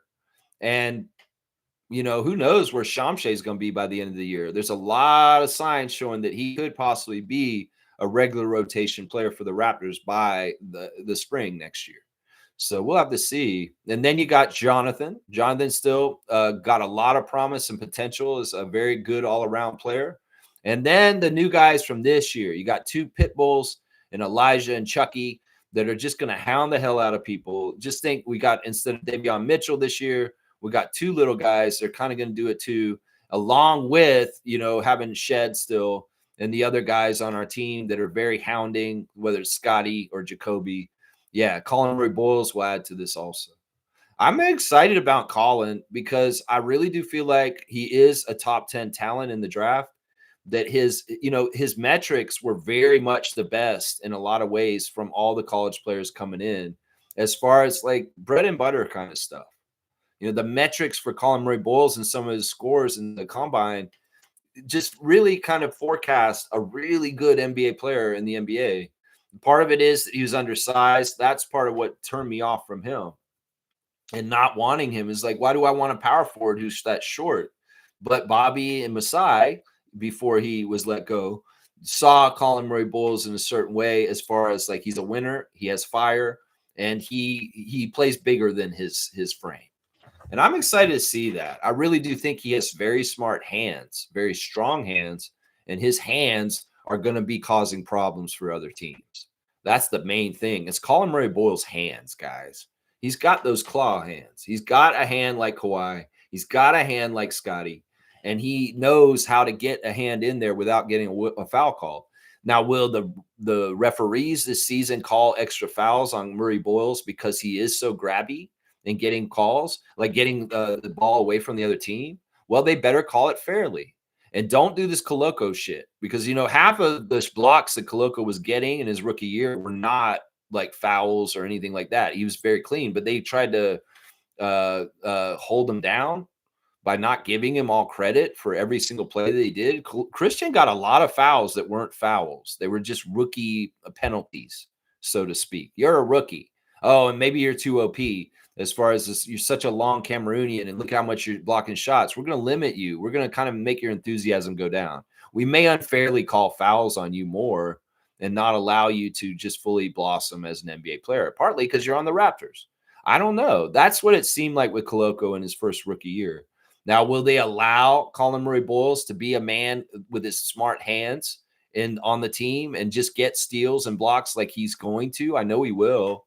Or they're going to call cheap-ass fouls that aren't even really fouls because he did get it clean. We have to watch out for this, Raptors fans. Right now, I'm saying it before we even got into preseason. This is the kind of insight Lex has, is that we got to watch the refs and how they call fouls and Colin Murray Boyles. If they're unfair to him and they're calling way too many fouls and he's getting in foul trouble, I don't believe it, because I've seen how disciplined he is so far with how he gets his hand on the ball and not his hand on the other person's hand. So that's what we need to watch for with him to a degree. There's a little bit of extra stuff there on Colin Murray for starting up things. Thank you, Randolph, for your comment. I love it. I'm excited about the new faces and the new feel of the team. That's right. Shaq Lindsay saying the chickens are coming home to roost. What chickens? What chickens are you talking about? I don't even know, man. James is saying Coach Darko can try a lot of different lineups this year. Personally, I'd like to see a lineup of Quickly, RJ, Ingram, Colin, Scotty at the 5. That's an interesting lineup, and that is one that we could do that I don't see as like that's a problematic lineup. It means that the other team may be playing a small ball 5, and it may mean that Scotty is not doing much ball handling or scoring. He's got to play the defense down low. Now, Colin's a very good power forward defender too, with strength. So, and it's kind of interesting because you have size at the 2 and the 3 with RJ at 2 and Brandon at 3. So, there's a little bit undersized at 4 and 5, but your size is at 2 and 3. And it's a solid lineup. We could see this lineup, James. This is very realistic. It's a very realistic lineup, especially if Yak's in foul trouble and they don't want to go to one of the other guys, or maybe Sandro is not able to come into the game at that time. Scotty at 5. It's not like we haven't seen Scotty play 5. I wouldn't play this lineup for too long, though. maybe just for like 2 or 3 minutes, and then get a real center back in there and shift them back down. And you could even take out either RJ or Brandon and just shift all of them down. And Scott could even revert to being the 2 guard at that point. That's how versatile Scotty is. Scotty could be playing 5 defensively and guarding people like Jokic for like 2 or 3 trips down the court. Then they bring Sandro Mamu back in. He goes to guarding Jokic, and Scotty all of a sudden is running point. And Emmanuel's the 2, and he's playing combo guard. So there's a lot of options here. There is a lot of choice for Darko, and it's going to be a lot of fun to see what he comes up with rotation-wise and also energy-wise, and who's playing really well off each other. There's a lot of choices. And in some ways, a lot of choices is good because you may have better options as far as like fixing problems that happen during the game. But also at the same time, a lot of choices can be a problem too, because somebody's not going to get to play. And, you want to make sure everybody's in the loop as far as like whether they're going to play or not. We know from hearing in the past that Darko's very upfront with the players on whether they're going to be in the rotation the next day. In fact, they may tell the players the day before the game to whether to expect that they're going to get in the game or not the next day. Seriously, they do that. They don't spring things on them. They're kind of like upfront. And unless there's injuries or changes during that day, more often than not, they're premeditating and they're telling the Raptors players, well, you're probably not going to be in the rotation tomorrow, Jameson. I'm sorry, man. Our 9 tomorrow, we're going to play. It's going to be the starting 5 along with Grady, Oshai, Jacoby, and Jamal. And we may play Jonathan as the 5th or Sandro. And they may have to be up front and tell these guys this. Jameson and Jonathan may find themselves in Mississauga a lot again this year. In fact, I think they should be there, honestly, because they'll get way more time and they'll get more time to get better and better and stuff. They need that. Both of them need that. They need time on the court. And in some ways, the time on the court with the Raptors may not be the right place for them this year because we have more experience and better talent in some ways coming in to take those minutes, like Brandon Ingram, Colin Murray-Boyles even. Colin Murray-Boyles, in some ways, I don't know if he's going to be on 905 that much this year. In some ways, he may go down there and play maybe once or twice, but I don't see him going down there for a long stint. And he may be very useful to the Raptors immediately.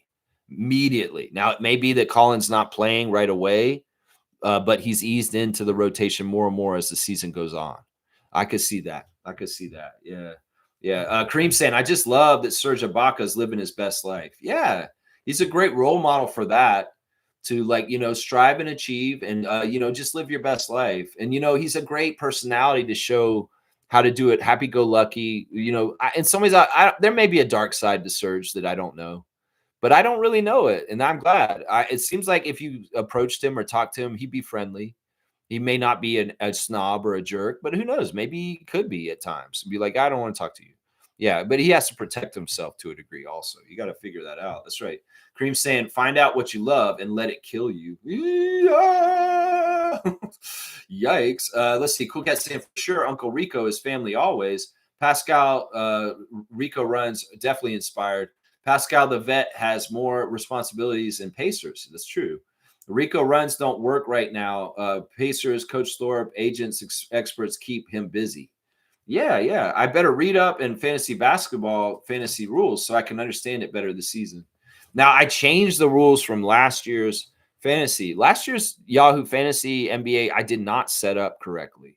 And it really was messed up the whole year. And I feel bad about it. It was because people were complaining about how I did it. So I switched at the end and it was worse.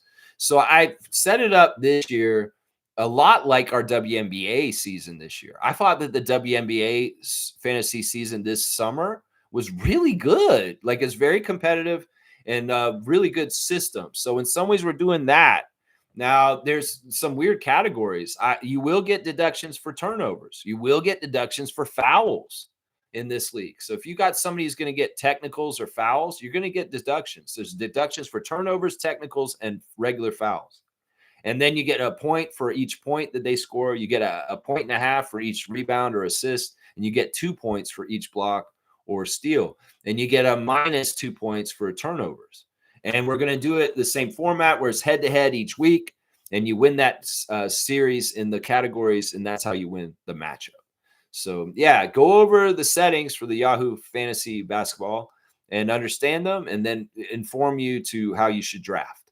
And we'll do the draft live on this channel 2 weeks from tomorrow. So be ready for October 5th. That is our date for our draft, 9:45 in the morning. During this stream, we will draft live, and everybody can watch it and see who we pick.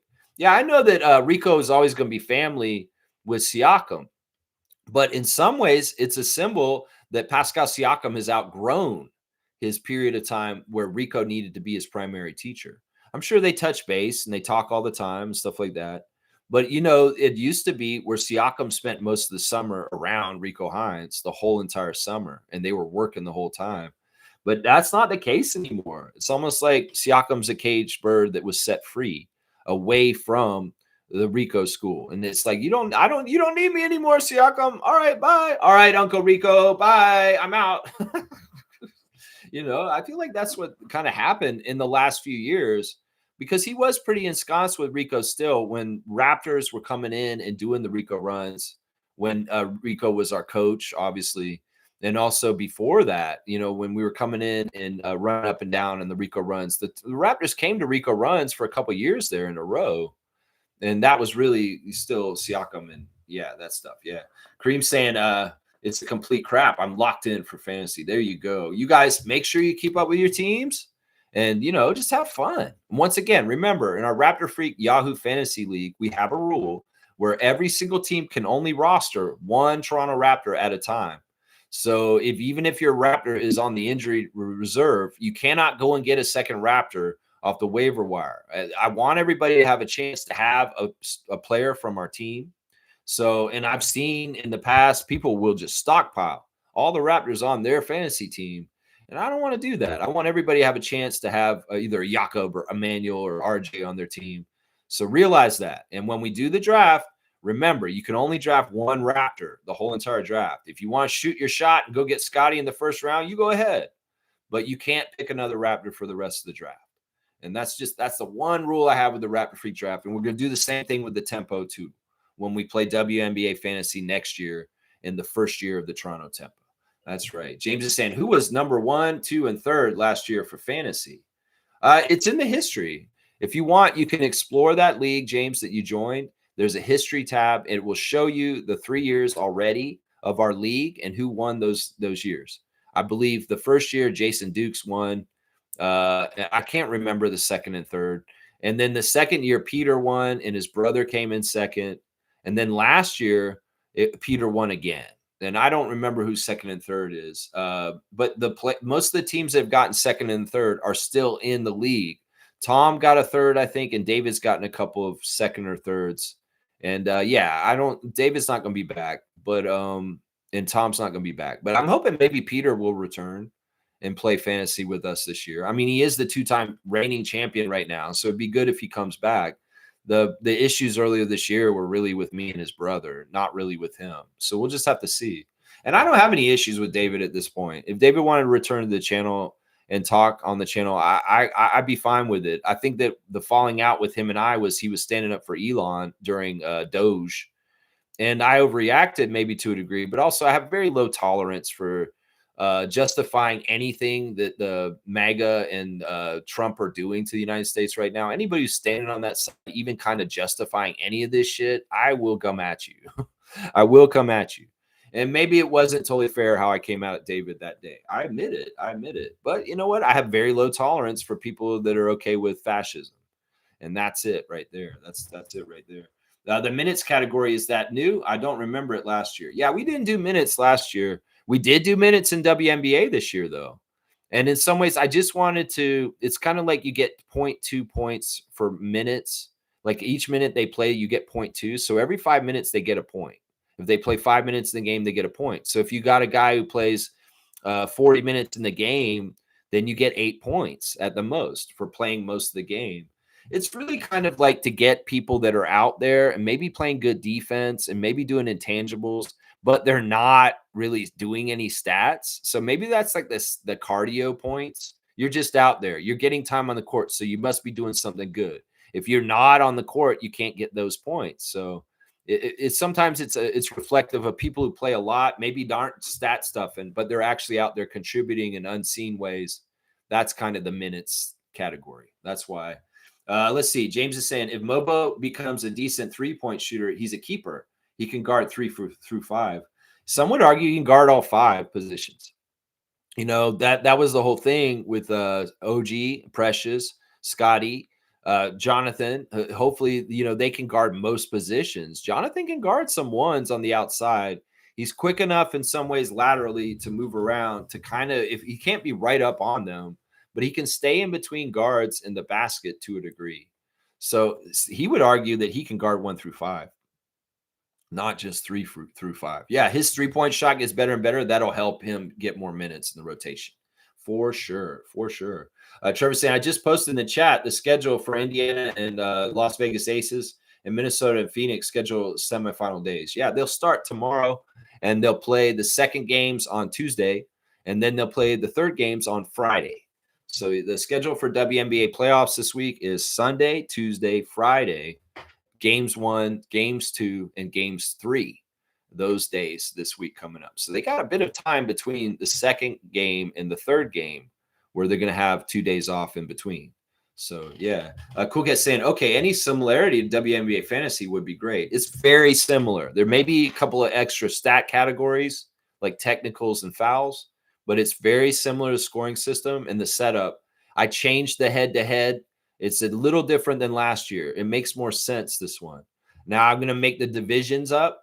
There's 4 divisions in our league. When we get 16 teams, then I can have 4 teams of 4 divisions of 4. And it will in some ways, not the seeding for the playoffs will matter, but 16 teams, only 8 will make the playoffs. So half the teams will not make the playoffs. So make sure you're one of the half that does.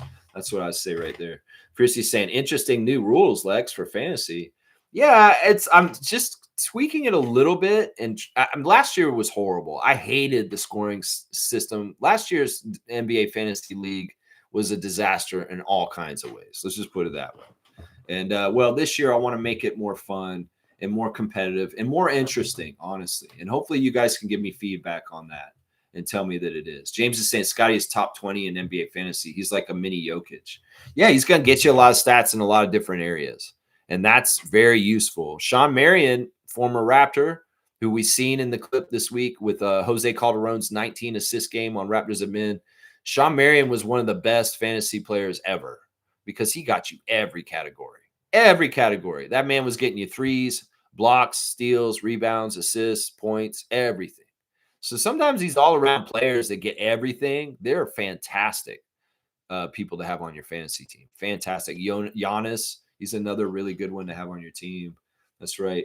Let's see. Wayne saying, not just Pascal, no Trent Jr., Van Vliet, Scotty, no Raptors. It seems that they attended as a conscious collective to learn to play together better. Not just Pascal, no Trent Jr., Van Vliet, Scotty, no Raptors. It seems that they attended as a conscious collective to learn to play together better. I'm not totally sure what you're saying, Wayne. Those are older players that aren't on our team anymore. I'm not totally sure what your point is there. Trevor's saying, why people always put Scotty so low under those other players? All right, Trevor posted this thing. This is the thing. Some content creators want to make a hierarchy of the NBA and their mind, their hierarchy, the reality. So they'll post stuff like a pyramid of young stars under 25, and they'll have like Anthony Edwards and Victor Wembanyama at the top. Which, I mean, okay, I can kind of agree with that. But they start putting tiers. And basically, the thing that pisses me off is that they give Scotty a discount, possibly because he's on the Raptors. And they put him below like Franz, Evan, Cade, and Paulo. Those 4 guys are who I gauge Scotty against. 3 of them in his draft class. Giddey's one of them, too. And then Paulo, because there's a lot of different things about Scott and Paulo that are getting compared, and they're kind of the watermark and the gauge. Now, Scotty should only be gauging his past self to himself now. In some ways, he shouldn't be doing what we're doing, but around the league, people, because he won Rookie of the Year and it was so close with him and Evan Mobley, Cleveland fans have a certain idea about Evan Mobley. He won Defensive Player of the Year, which I didn't agree with at all because Jared Allen helps him look better on defense. And then Cade Cunningham's emergence, I get it. They're trying to make them all more equalized again because for a while, Scotty looked head and shoulders above those other guys. But some content creators will make a pyramid of hierarchy and they'll put Scotty below those guys. And I think that's messed up because Scotty in this season coming up is going to show way more stuff than he's ever shown. And they're going to have to recognize that he's on a whole other tier higher than Evan, Cade, Franz, Paulo, and Josh Giddey. I'm just saying this is going to happen. There's going to be evidence that shows that actually, whoa, this guy is way better than those other guys. And everybody's going to wake up to it. And I hope it's this year. I hope it's this year. But, this is just different people. And this is some guy down in the States who made this hierarchy pyramid. And, it's a joke. You can look at it and you'll see there's some players like there's way too much Oklahoma City in certain ways on it. And, because like Jalen Williams, the other Jalen Williams is on this pyramid. Why? This dude is a bench guy. It's not like this guy's going to grow into something more. It was interesting that they put Grady Dick on this pyramid. And I was happy about that. But where's Jacoby? Where's RJ Barrett even? Because in some ways he could be on that pyramid somewhere too. So, yeah, I don't know. Trevor, this is just some jabroni out there that wants to put his vision of how he sees the NBA and his hierarchy and try and say this is gospel. This is the truth. No, that's your own opinion. Content creator that wanted to make a pyramid like that. Show me your scientific formula for why you came to these conclusions and then reason with me why. Oh, I just don't like this guy as much as this guy. That's why I put them on this level and this one on this level. It's kind of like that right there. That's right. That's right. That's it right there. Let's see. Shaq Lindsay's here. Good to see Shaq Lindsay. Thanks for supporting this channel. We are underestimating Jonathan. He is one of our best defenders, and he's one of our best movers without the ball. Yes. Yes, I agree with this. I think he is one of our better defenders in some ways. And, he can be very helpful as a target on the baseline, running the baseline to get a dunk or something like that in the back door. There's a lot of different things he can do. The one thing, though, I will say is, listen, he's a JUCO guy who came in the second round. And, Colin Murray Boyles is a bona fide blue chipper from South Carolina. And in some ways, as much as Mobo is able to do certain things for us, it may be that Murray Boyles is going to be able to fill those minutes way more full of promise and different things. I think Jonathan's a very good player, and he is an NBA player, but he's just barely an NBA player. That's the thing. And, you want to get the most quality and talent out of your minutes in the NBA. And that's why I've kind of been saying, I think this year he may need to be more on 905 again because we have Brandon healthy this year. We have Colin Murray Boyles. We have Jacoby and Grady and Oshai already fighting for minutes and stuff like that. I just see that, Darko filling in the picture of who's going to be playing for the rotation this year. Mobo might be on the outside looking in just because some of these other guys not only will give us the defensive effort and do stuff, but they have talent and levels and different things that they add besides all that in certain ways. I'm not saying, and you guys are right. Mobo, I'm underestimating Mobo. You're probably right. We'll have to see. The proof will be in the pudding with Rajakovic's decisions on minutes and rotation. And we'll see how it all goes. And we'll react to it on this channel every single day after the game. We'll talk about it. We'll pay very close attention to this and how Darko's going to set up his rotations and who he's playing with. In some ways, we'll criticize him if it doesn't work because we didn't win. Then maybe we saw something where another guy should have played instead. And that might have been the difference because their skill set would have helped in something that happened in the game. Sure, this is all the kind of stuff we're going to analyze on this channel over the whole course of the year. We're going to give kudos where kudos are deserved. But if there is a loss and it does seem like something weird happened where we could have changed the outcome, well, we'll try and figure out what it was, just like they do in the film room the next day. And that's it right there. That's it. That's what we do on this channel. We really pay attention to the Raptors. Previewing every game and then reacting to every game. And that's our schedule when the season starts. That's right. That is right. Trevor's saying, I will wait and see the two teams are going to be in the WNBA finals, and I'm going to go to one of the games. Cool. Trevor's excited to go to WNBA finals. He wants to see who makes it. I'll make my prediction from this round. I think that the finals is going to be the Lynx versus Oh man, I think it's gonna be the Lynx. I think the Lynx will get there for sure. Now on the other side, who is it? It's like Aces versus is Aces versus Mercury?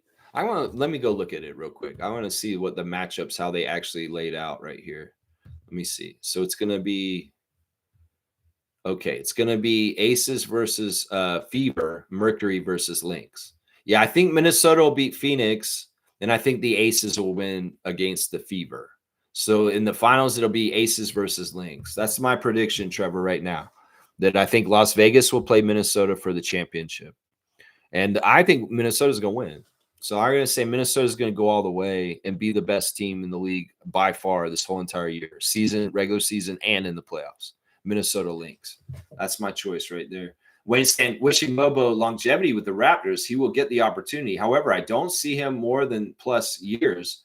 His basketball IQ is average and inconsistent. Previous comment was about Rico runs. Oh, okay. That previous comment was about the Rico runs. Okay. I wasn't sure what you were saying. Yeah, none of the Raptors or former Raptors are there. It's true. Remy is where Gary is. Gary is at Remy in Hollywood, Florida, with Emmanuel and Jakob. They were there too in the last month at the blue wall, pink stripe place, Remy's of Hollywood, Florida. Yeah, Gary's been there the last few years, and Emmanuel's been there the last 2 years too. So they go to Remy in Florida. They don't go all the way to UCLA to do some of this late season summer workout stuff. That's right. They don't go that way. That's right. Yeah, I wish him the best for Mobo too. But we've got to remember, just like Precious is not on a team right now. Just like Malachi had to go to Europe, your NBA career is a certain length. And well, you want to make the best of it and get as far as you can. Keep going, Mobo. We wish the best for you. And we want to see you get as far as you can. That's what I want to say to him. That's right. That's right. Boom goes the dynamite. That's right. All right, let me see. Where are we here? James is saying Pascal's going to be good in fantasy too. He's going to be carrying the Pacers. Yeah. Yeah, Siakam's a great player to get. Sometimes I know I have that one Raptor rule, but because there's so many former Raptors around the league, I may have my one Raptor on my team. And then I've got like Jonas, Pascal, Gary Trent. I'll go get a whole bunch of former Raptors and put them on my team too. Or Canadians. That's another thing I'll target in the draft. Why am I telling everybody my draft strategy? Target Canadian players. Go get SGA. Go get Zach Edey. Go get Benedict Mathurin, Lou Dort. So there's a method to my madness. I know that Gerald got a bunch of Canadian players last year and named his team Team Canada. So, yeah. Yeah, we'll see how we build our teams this year in the draft. You guys, I would do keepers, but we have too many teams changing, so we're not going to do keepers. Not going to do keepers. That's right. Fiercey saying, I believe Wayne Strainer referred to former Raptors players no longer going to Rico runs. Yeah, he cleared it up, and that made more sense now, what he said. Shaq Lindsay saying, I was referring to the Republican Party. The chicken will come home to roost. Even his own party is realizing how insane some of his policies and his unjustly acts are. Yeah, the architect of this whole thing is the Heritage Foundation or whatever that, and Peter Thiel, and he's absolutely a messed up, sick ass, absolutely horrible person. Peter Thiel. We need to make sure his name is out in public as one of the main masterminds of this atrocity that's happening in the United States right now, because he's the one who made the company Palantir, and Palantir is absolutely a company that everybody's going to hate more and more as time goes on. You know how people hate these speed cameras and they're destroying them around Ontario right now? Well, you're really going to hate Palantir and what it does, because it's basically the invasion in our privacy. It's the thing that goes through all the data online and is able to suss through and filter everything to find people on the individual level. And that is what they're going to use to persecute people for all kinds of messed up things if they're given a chance to. So that's why we have to stop this train as it's moving out of the station right now and get it to the point where we're fighting for democracy. We're fighting for freedom, and we're fighting against a surveillance state that Peter Thiel, MAGA, and these assholes want. I don't think any Republican wants to be watched themselves. Why would you want that? You all been wanting your guns and your privacy and being away from everybody for so long. Why the hell would you support a party that's going to invade your privacy and watch you from afar through your computer? That totalitarian shit that y'all been gearing up for, don't tread on me. getting your guns already. It's here. So your appropriate response is, I'm fighting the fascist tyranny of this government that I thought Joe Biden was going to bring it, but no, it's Donald Trump that's bringing it. And y'all need to switch your enemy from Joe Biden, because everything they promised you that Joe Biden would do, Donald Trump was actually telling on himself the whole entire time. Everything he said, the Biden crime family is out of control. Hunter Biden this, Hunter Biden that. No. Talk about Eric Trump and Donald Jr. and talk about the criminality they're doing in the Trump criminal family. I'm telling you, everything he says and accuses everybody else of, he's doing himself. When he calls evil left, this kind of stuff, just he's projecting. And everything should be turned and looked on himself. He confesses on himself. When he said, oh, Bill Clinton and Democrats are on the Epstein list. No, he's confessing he's on the Epstein list. Everything he accuses everybody else of doing, he's doing himself. It's a ploy of defense for himself to fight by it's like kind of saying, when you're in grade school and some kid throws an apple at the teacher when the teacher's got their back to it. And the kid that says, you threw the apple. No, you threw it. And the kid who threw the apple is saying that the other kid threw the apple. I'm telling you right now, Trump tells on himself all the time. Everything he is accusatory to other people, he is himself. Everything he says against other people, he is confessing a self-confession about what he is doing. So every time he said Biden crime family, he might as well have been saying Trump crime family. And you can see it as a crime family at this point from the way they're using his position of power in that office to make money for themselves is immoral. When they got mad at Michelle Obama for accepting a $200 dress from Spain at one point. It's ridiculous. The hypocrisy is out of control. And in some ways, everybody needs to wake up and see how much of a grifting, lying con man this piece of shit is. And even if you supported him and voted for him the last couple of years, don't mean you need to follow him as Nazis to this bullshit fascism. Turn on him now, even if you voted for him last year, because you can see what he's giving you guys. Seriously, you need to understand that, man. Yeah, they need to come to grips with this and realize this horror. And they need to join up with the rest of us that they were taught to hate. We're not your enemy. They've been the enemy all along. Trust me. Fiercely saying, in reference to the Liberty versus Mercury game, only Stewie and Iescu showed up. My goodness, Mercury versus Lynx will be intense. Yeah, I saw the box score, and they're the only two ones that scored double digits. And that's just how it's going to happen sometimes. So, yeah, it is what it is. Finals will be Lynx with Aces, in your opinion, too. So you're picking the same teams as me. Well, we'll have to see if the Fever and the Mercury can make this change and a difference and make it happen somehow, some way, in a different outcome. We'll have to see. Phoenix, in some ways, is impressive for putting out the Liberty. And, the Fever for doing this without Caitlin Clark is actually kind of impressive, too. You know, they could have easily lost Atlanta in the first round. Well, let's see if their luck can get them by two very tough, imposing teams that have a lot of stars, and they're playing at a very high level. Minnesota is the best team in the WNBA. And the Aces are the dynasty of the last couple years. So they're tough teams to beat. Tough teams to beat. Shaq Lindsay saying, imagine a lineup of Colin Bulls, Scotty Barnes, and Jonathan Mobo. Throw in some shooters, and you have a lineup that will give offensive trouble. Yeah, you could do that. I mean, I would like some more size out there in some ways. If that's your starting front court, and what you put Emmanuel and RJ in the backcourt, or Emmanuel and Grady in the backcourt, something like that. Yeah. Yeah, there's some interesting stuff there, Shaq Lindsay. I like it. I like it. Mike's here. Good to see Logical Raptors Fanatic has returned to the live chat. How are you doing today, Mike? I appreciate all your posts on the Discord server and the things you're bringing up about Steve Ballmer and the Clippers and Pablo Torre and the in-depth research you've been doing on this. Nobody's been looking at this closer around the Raptor Freak family than Logical Raptors Fanatic. He has been paying really close attention to the paperwork, all the documents. They're coming out on the aspiration deal with LA Clippers, Steve Ballmer and Kawhi Leonard. And Mike is an expert on this subject at this point. So if you guys want to know exactly what the hell happened with the Clippers and whether they're in trouble or not, Mike knows. Mike knows. He can tell you. He went in on this stuff. So Mike's saying this morning. Mobo's defense was legit in LeBron grades, which go off minute amount and compares starters versus starter and bench versus bench. We had guys playing more minutes to grow through mistakes. So a lot of our guys Yeah. So a lot of our guys were the worst in the league from LeBron grades. Mobo had a good defensive rating. Yeah, I remember this. And in particular, he was one of the better pick and roll defenders in the NBA this year. And that's very valuable for sure. That's very, very valuable. But I would also say you could have a very good defender, but also somebody's contributing in other ways on the court. You may want to play them more. I don't know. We're just going to have to see what Darko's thinking and feeling and who's going to get those rotation spots. We'll just have to see how it all goes down. Kaz is saying, good morning, Lex and Rapid Free Crew. Good morning to our WNBA fantasy champion, Trucker Kaz. That's right. Good morning to you, sir. Mike's saying, oh, yeah, I already read that. I agree with no keepers. You draft a new year, every season, new year. Well, the turnover of teams, if we had a static team list of rosters, if it was the same team every year that we had in the league, it's changing. We have new people coming and some people aren't going to play again this year.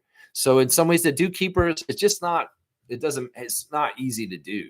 I don't want to give preference to teams that have already been in the league because new people may be coming in as beginners and not knowing how to play fantasy totally. And I don't want to give an advantage to everybody who's played the years already. They get to pick one player that they keep on their team for sure. So, there may be a time where we have less turnover with the managers of our teams. And maybe we can do a keeper year at some point, but not in the way we've been doing it the last couple of years. That's for sure. That's right. Trevor's saying the Toronto roster was so deep. When other teams come to play us, better get sleep and take vitamins because we're going to run them in the ground. This is true. And this is a strategy that in some ways Nick Nurse was doing before Darko showed up, but Darko's continued it since he's been the coach of the Raptors. We're all out. We're 100% putting out energy, 48 minutes, all 94 feet, all the time. And in some ways, I like this because Trevor's exactly right. If we have a really deep roster that's talented, like 13 or 15 deep, then Darko should be able to burn these guys out in short stints. Let them run up and down the court like crazy in very fast times and win themselves and pull them in and out of the game quickly, literally quickly. And so that they can come in and out and just have full bursts and just really tire the other team out. If we work so hard on ball defense at cross court and really cause a lot of turnovers in transition that way, and we run a lot and we just tire the hell out of other teams. There were other teams that are already complaining about the Raptors being such a try-hard team, playing all out. If you're going to play the Raptors, get ready. You're going to have to hustle because they're a working hard team because that's the way Darko makes them play.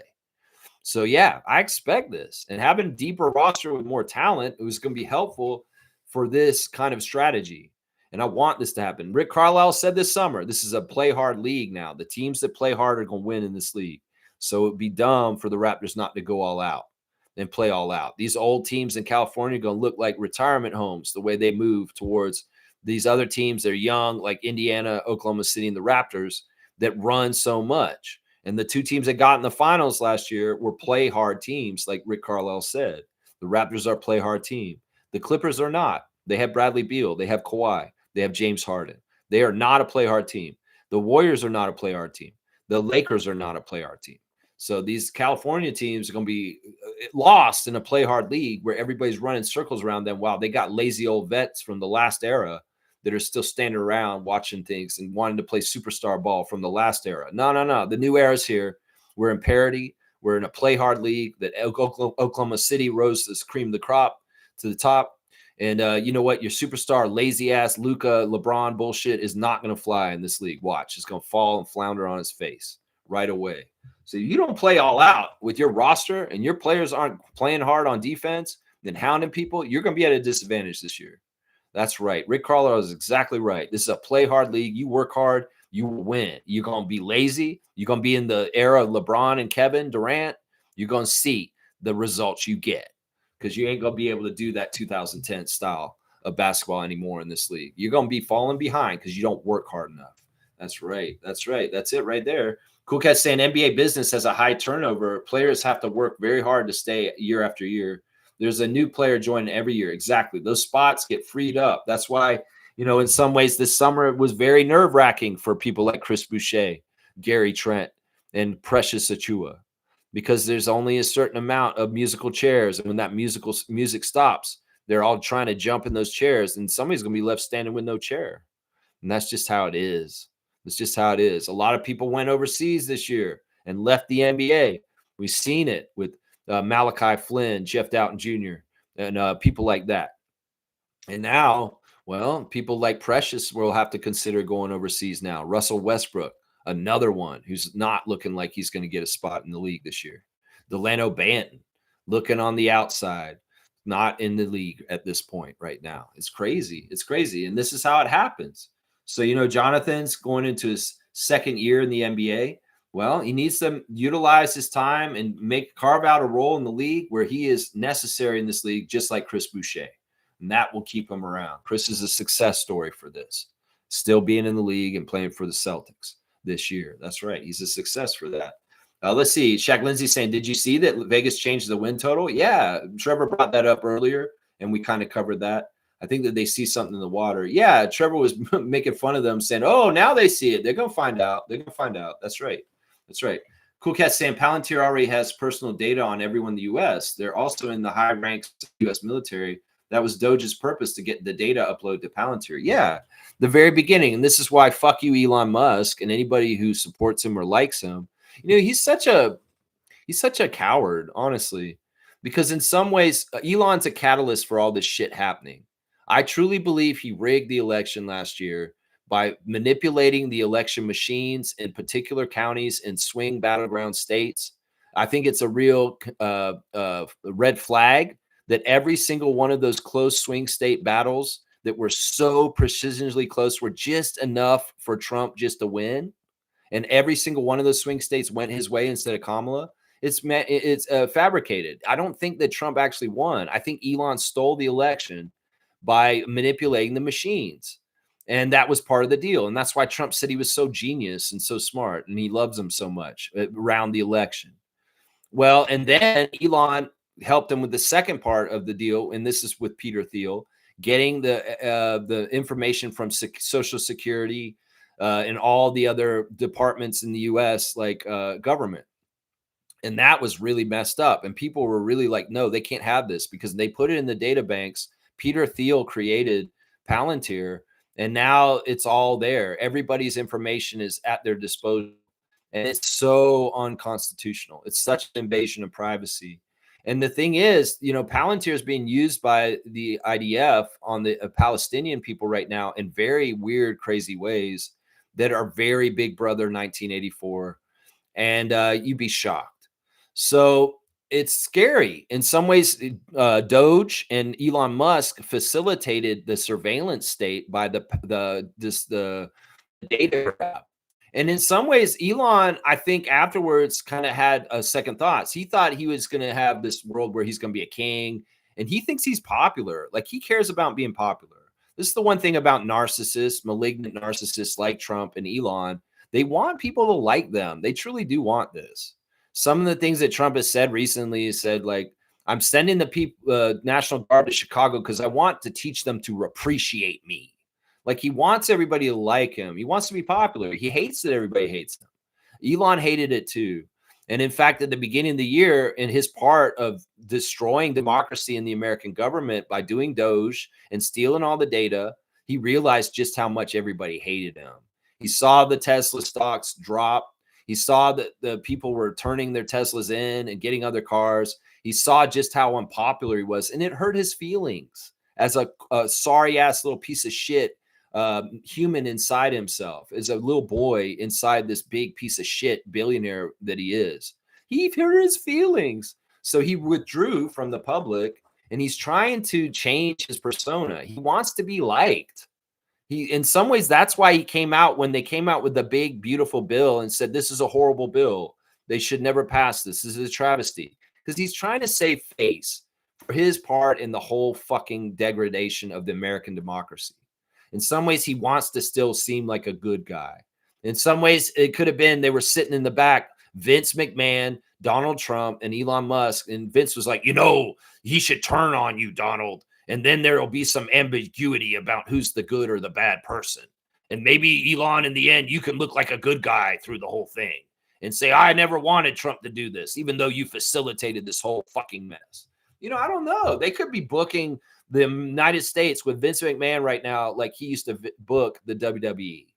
You know what I'm saying? This thing with Charlie Kirk is totally calculated too, and being used as an opportunist thing. If they really respect this murder and this death, I won't call it assassination because he's not really that important, honestly. They are utilizing it for their own gains and hate and stuff like that. If they really were respectful of this, they would just mourn his death and not go so hateful in some ways.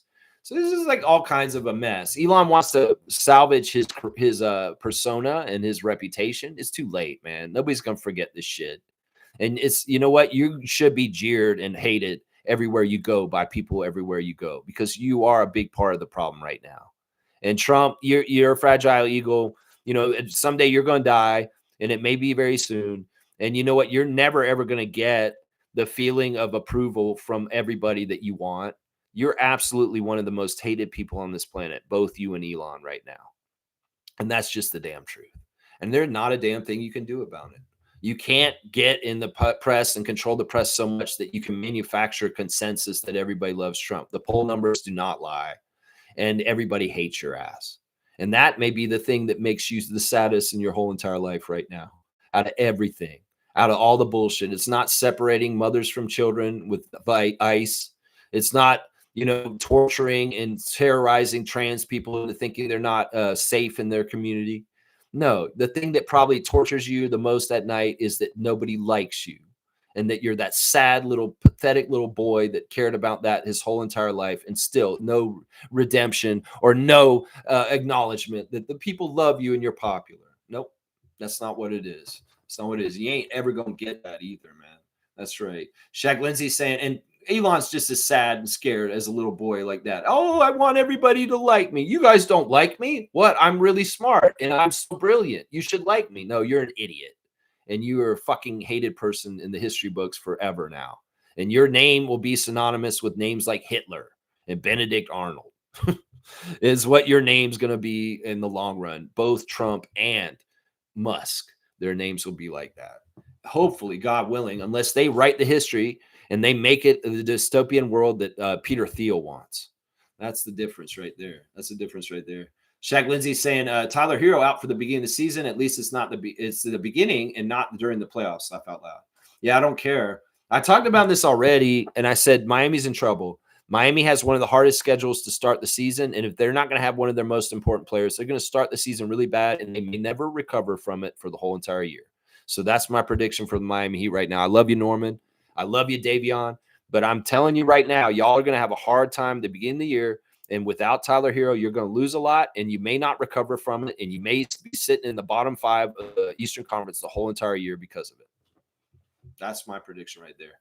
Cool guy saying Alia Boston is a #1 draft rookie of the year as well and college champ. Pair her with a good point guard, Kelsey Mitchell, and Lexi Hall defense too. That trio is a fever-winning combination. We'll just have to see. I mean, it's a tough matchup this next round, no matter what. I mean, seriously, these teams are good. The Lynx and the Aces, they're very, very good. We'll have to see. I feel like the Fever, without being full strength, I mean, obviously they'd be even better with Caitlin Clark, right?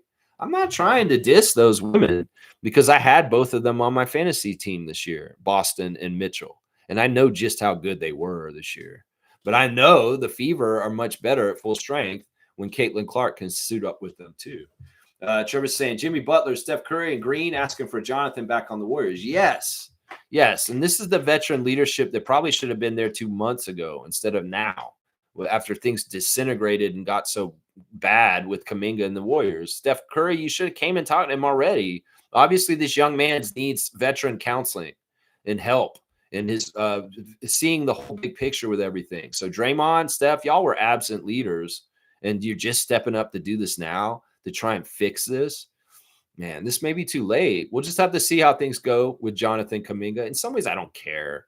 In some ways, I feel like he's such a waste. I would never want him on the Raptors. I know some of y'all said, oh, we should get Kuminga on the Raptors. No, that guy's a knucklehead. You can tell he is because this situation that's going on right now with him and the Warriors has not been sorted out correctly. And in some ways, it's like, once again, this guy thinks his shit is hotter than it is. He's not as good as he thinks he is. And in a lot of ways, it's probably because people around him told him how good they think he is. And in some ways, he hasn't earned it in real life. Let's just put it that way. Fiercely saying a logical Raptors fanatic is our numero uno investigator. He's one of them. He's a good one for the most part. Yeah, Fiercely's giving me my cutoff. Yeah, I'm right at 2 hours. I better get done soon. Cool Cat is saying this next. I ordered Angel Reese pink rebound sneakers from Reebok Canada. I'm secretly hoping she is Toronto Tempo if Chicago leaves her unprotected. Yeah, let's talk about this real quick. I know that Angel Reese made a mistake in some ways, being open, talking to the public about her teammates, and maybe it was misconstrued and it was changed by the journalist who made it sound worse, but it still caused problems with her and her teammates. You know, she is a good player, and she would probably be a very good building block to start our franchise, our expansion year. Now, would she want to play in Toronto? Would she be happy here? I worry about that. She's a very vibrant personality. Let's just put it that way. And in some ways, this is issues that the Raptors deal with. We have to think about for the women of the WNBA also. Who's going to want to come and be over here? And I hope she would be one of the people that would want to. But much like with the Raptors, when they first started their franchise, we had to go through a period of disrespect in a time where a lot of players were saying things like, yeah, I don't want to play in Toronto. There was a lot of that in the first 5 years of the Raptors franchise. It's gotten way better by time because there's some allure and respect to the Raptors brand. Thank you, Masai. Fuck you, Ed Rogers III. And, the Tempo may have some people dissing them in the beginning and saying, I don't want to go play for the Canadian team in the beginning. We'll have to see how this goes. I would say there's a possibility Angel might be one of these people. I hope she isn't. I mean, if she wanted to come play for us, I'd be a little skeptical, but because it's such a blank canvas for the Tempo, I'd be all about getting the best talent we can get. And it doesn't sound like a bad idea. Even if they're malcontent, even if they are maybe an issue at some point, I'd be okay with this because we just want to start painting on the canvas that the Toronto Tempo are going to be and start building our history. And if we started our history with a superstar like Angel Reese on our team, where she was getting a draw and people were interested, even if she was ugly and didn't do things exactly properly, I'd be okay with it just to start because in some ways we're just starting. We've got to go see what we do. But I don't know. I'd have the question is she interested in being on the Tempo? That may be a no. That may be a no. So who knows? Mike's saying this, respect. Yeah, Clippers doing funny stuff now too. The Clippers realized the preseason hype video and had their main guys, but no Kawhi. Things aren't looking good for them at this moment. Yeah. Either way, Pablo Torre does not get punishment for the Clippers. And Adam Silver slaps him on the wrist and said, there's still damage that's been done. And in some ways, that's justified. That's just. Because if Steve Ballmer broke the rules, well, they deserve to have everything come crumbling down like this. And, they're in trouble now. It's kind of like a similar situation with Kawhi with LeBron. It's like the Lakers don't really want LeBron on their team this year. And obviously, it seems like the Clippers don't want Kawhi on their team either. It's going to be very interesting to see how this all ends in the end. Whatever happens, we shouldn't have designs on what we think should be the outcome. Adam Silver is going to control this, and he's going to make up whatever bullshit he wants to say about the outcome in this decision. And in some ways, it's not worth anybody getting upset about, even if it's completely unfair. We'll just have to see. So, yeah, that's interesting that they didn't put Kawhi in their preseason video. That's interesting right there. Shaq Lindsay saying, I'm interested to see Dick this year. Yeah, you can see that phrasing. The fact that he's a movement shooter can prove dividends to our team. Similar to JJ Redick, but even better. Yeah, I mean, Dick's got bigger height than JJ Redick. I think that in some ways Grady Dick is a more complete NBA player than JJ Redick because he's got more height. So I mean, we'll just have to see what happens with Grady this year. I feel like his vibes are very strong right now. I feel like in some ways his him coming into the season doing a Tim Hortons thing, ad campaign, and then that TikTok this week is really making me see that Grady Dick loves being a Raptor and that he's enjoying playing in Canada. And I'm excited to see where he grows in his third year this year. That's right. Phrasing, Lex, where he grows. Shaq Lindsay saying maybe Vargas is seeing some of BI's workouts. Maybe Vegas is seeing some of the weak workouts for BI, or they're remembering Brandon Ingram is a Raptor. That may be part of it. Trevor's saying the J-Rooks from last year are going to have a big breakout year this season. I hope so. I hope that they build from last year. I think that it's very likely with Jacoby and Jamal. The other three guys, we'll have to see. I think that Ulrich has a good chance too. Jonathan and Jameson, we need to temper our expectations about how much more they get better. Let's just put it that way. But Jamal, he could have a huge leap this year, and I could see Jacoby too. And Shamshay obviously is going to have a leap at some point. It's just that when is it going to timing wise happen? Is it going to happen this year, or is it going to happen next year? It's going to be one of those 2 years. It's one of those 2 years. That's right. That's right. Just saying. James is saying once they reach billionaire status, they automatically turn evil. I don't know if that's totally true too. I mean, I would argue, yeah, if you became a billionaire, you subjugated people in some point to get there. Either you had a bunch of money handed to you by your parents, or you really exploited a lot of workers and not paying them correctly to gain that amount of wealth. And I know that's true for the heirs of the Walton family that own Walmart. They absolutely have exploited workers on a mass scale and the whole units of all Walmart to be getting their gains. Jeff Bezos is one of the worst about this, underpaying people and funneling all the profits up to himself through Amazon. Absolutely horrible for this. And it's not just the subjugation of the workers with not paying them correctly, paying them very little wages, not giving them health benefits or anything. It's also they put out the small businesses with their big stores, Walmart and Amazon. The mom and pop stores, the small specialty stores don't have a place because these big box stores take all the business. So they're insidious. They're awful. There are some billionaires that are doing good, and there are some billionaires that are doing very fantastic things. I still think Bill Gates is a person who has the right kind of mentality about things. He's going to give away most of his wealth to very important causes. Obviously, the ex-wife of Jeff Bezos is doing fantastic things. Mackenzie Scott, she's been absolutely fantastic. Even Berkshire Hathaway, Warren Buffett, he has different programs and things he's been doing. We hear stories like Alonzo Mourning building a senior living home in Miami for people out of his own pocket. We see philanthropy in different places. But in some ways, the argument should be, do we need to rely on billionaires caring and philanthropy and doing this? Or should we have a society that safeguards from this, that's social systems that just take care of this? And then they don't need the ego rub. We don't need to be at the mercy of the billionaires to release their funds to help the public.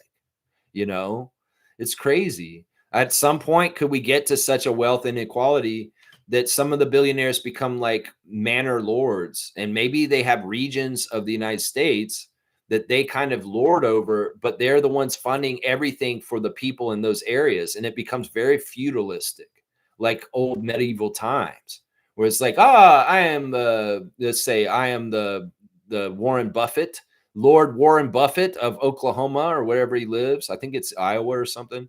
And yes, I will take care of all the peasants in my region of the United States, and I will pay for all the hospitals and everything. And they're going to do it that way. Is that how this is all going to break down to a point? Is we'll have feudal lords that are billionaires, and they provide everything for the areas that they are in. And if you're not in the right area, you may not get any services because you have an evil feudal lord that doesn't do jack shit for their serfs and peasants.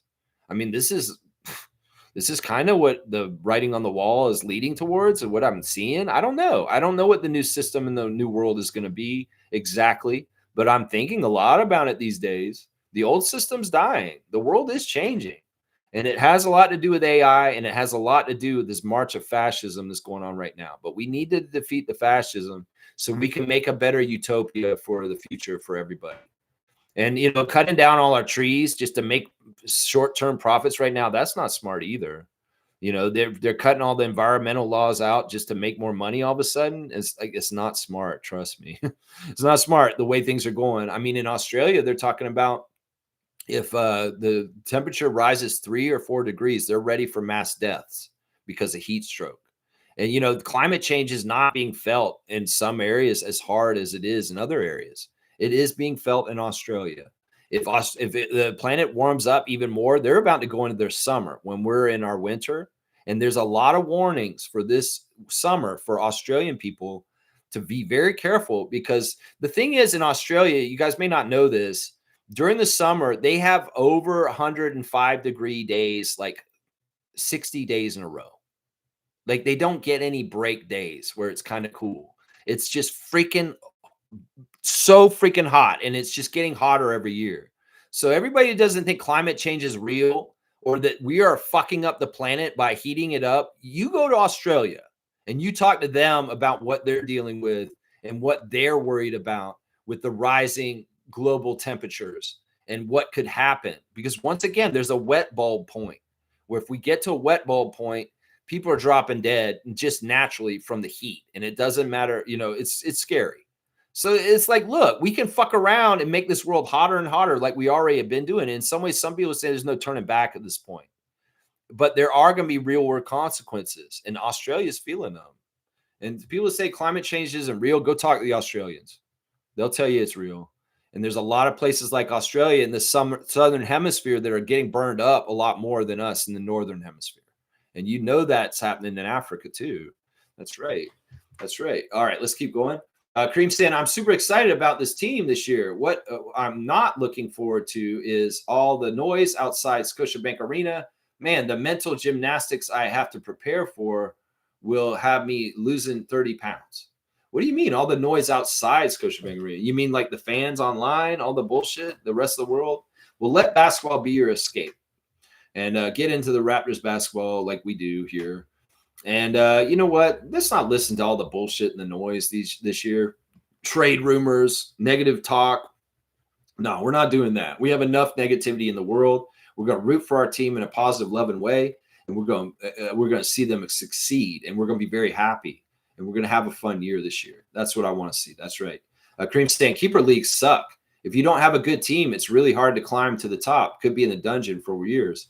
Well, if I do a keeper league, in the past, I've always only had one keeper. It's not like you can keep your whole entire league team and just keep it and just doing that. No, the rules I'd used in the past, and I did this in football, was you have one keeper. You can keep one player from your team last year, designate it, and that's it.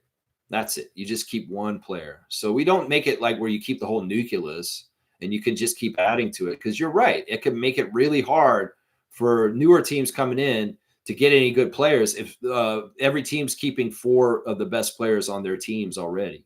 So, yeah, no, only one keeper in keeper leagues when I play.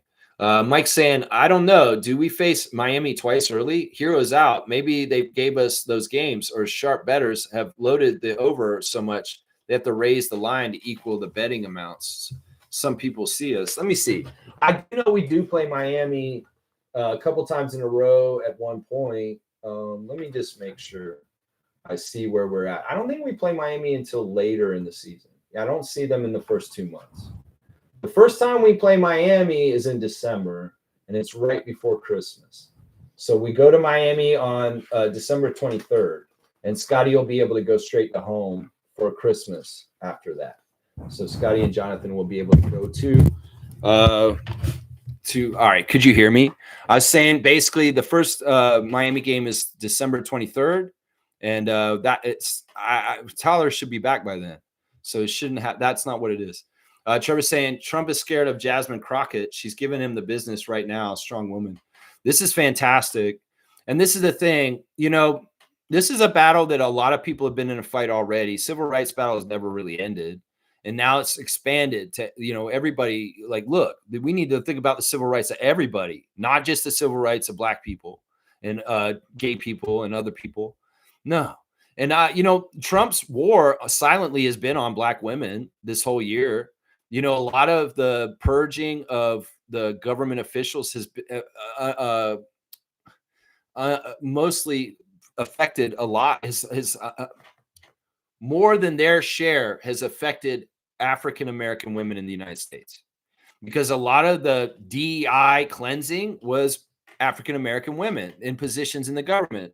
And that whole thing that Doge did, that David stood up for, which I was saying was so full of shit, is very racist. And they fired a lot of Black women from their jobs. In fact, the unemployment of Black women in the United States rose sharply this year because of this practice. So yeah, and you can see what he's doing to the Fed Reserve chair, coming after her, making up some BS about her summer home and the taxes and something like that. Oh, she's in trouble with that. But the judges are protecting her and saying this is not a position that the president has anything to do with deciding, and you're not allowed to fire the head of the Federal Reserve.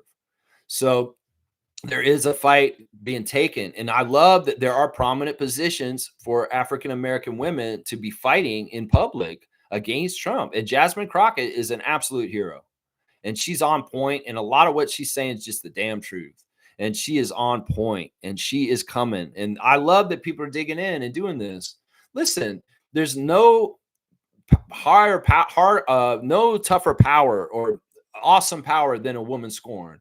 And if you're going to scorn all the women all at once, Trump, you better be ready for that energy coming from the sacred feminine, coming to tell you, no, no, no, no, no, no. You dirty ass pedophile from Epstein's Island.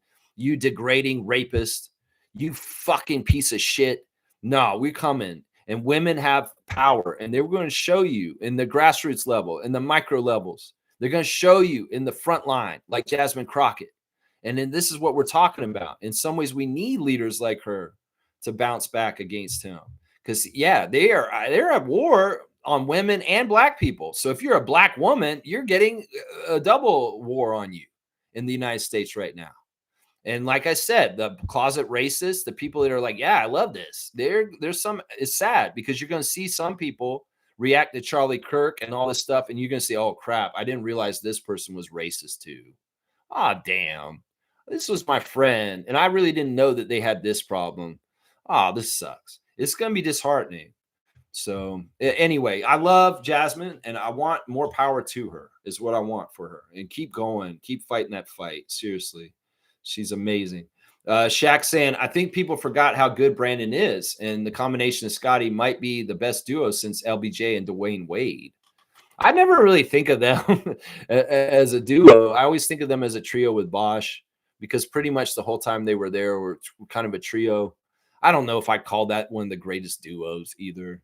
I don't know. Brandon and Scotty are going to be very interesting. We'll have to see if it really is kind of a feel of a duo. It may be more of a collective with Yak and RJ and Emmanuel and Grady and all them. I don't know if it'll be so pronounced as this is the duo, Brandon and Scotty.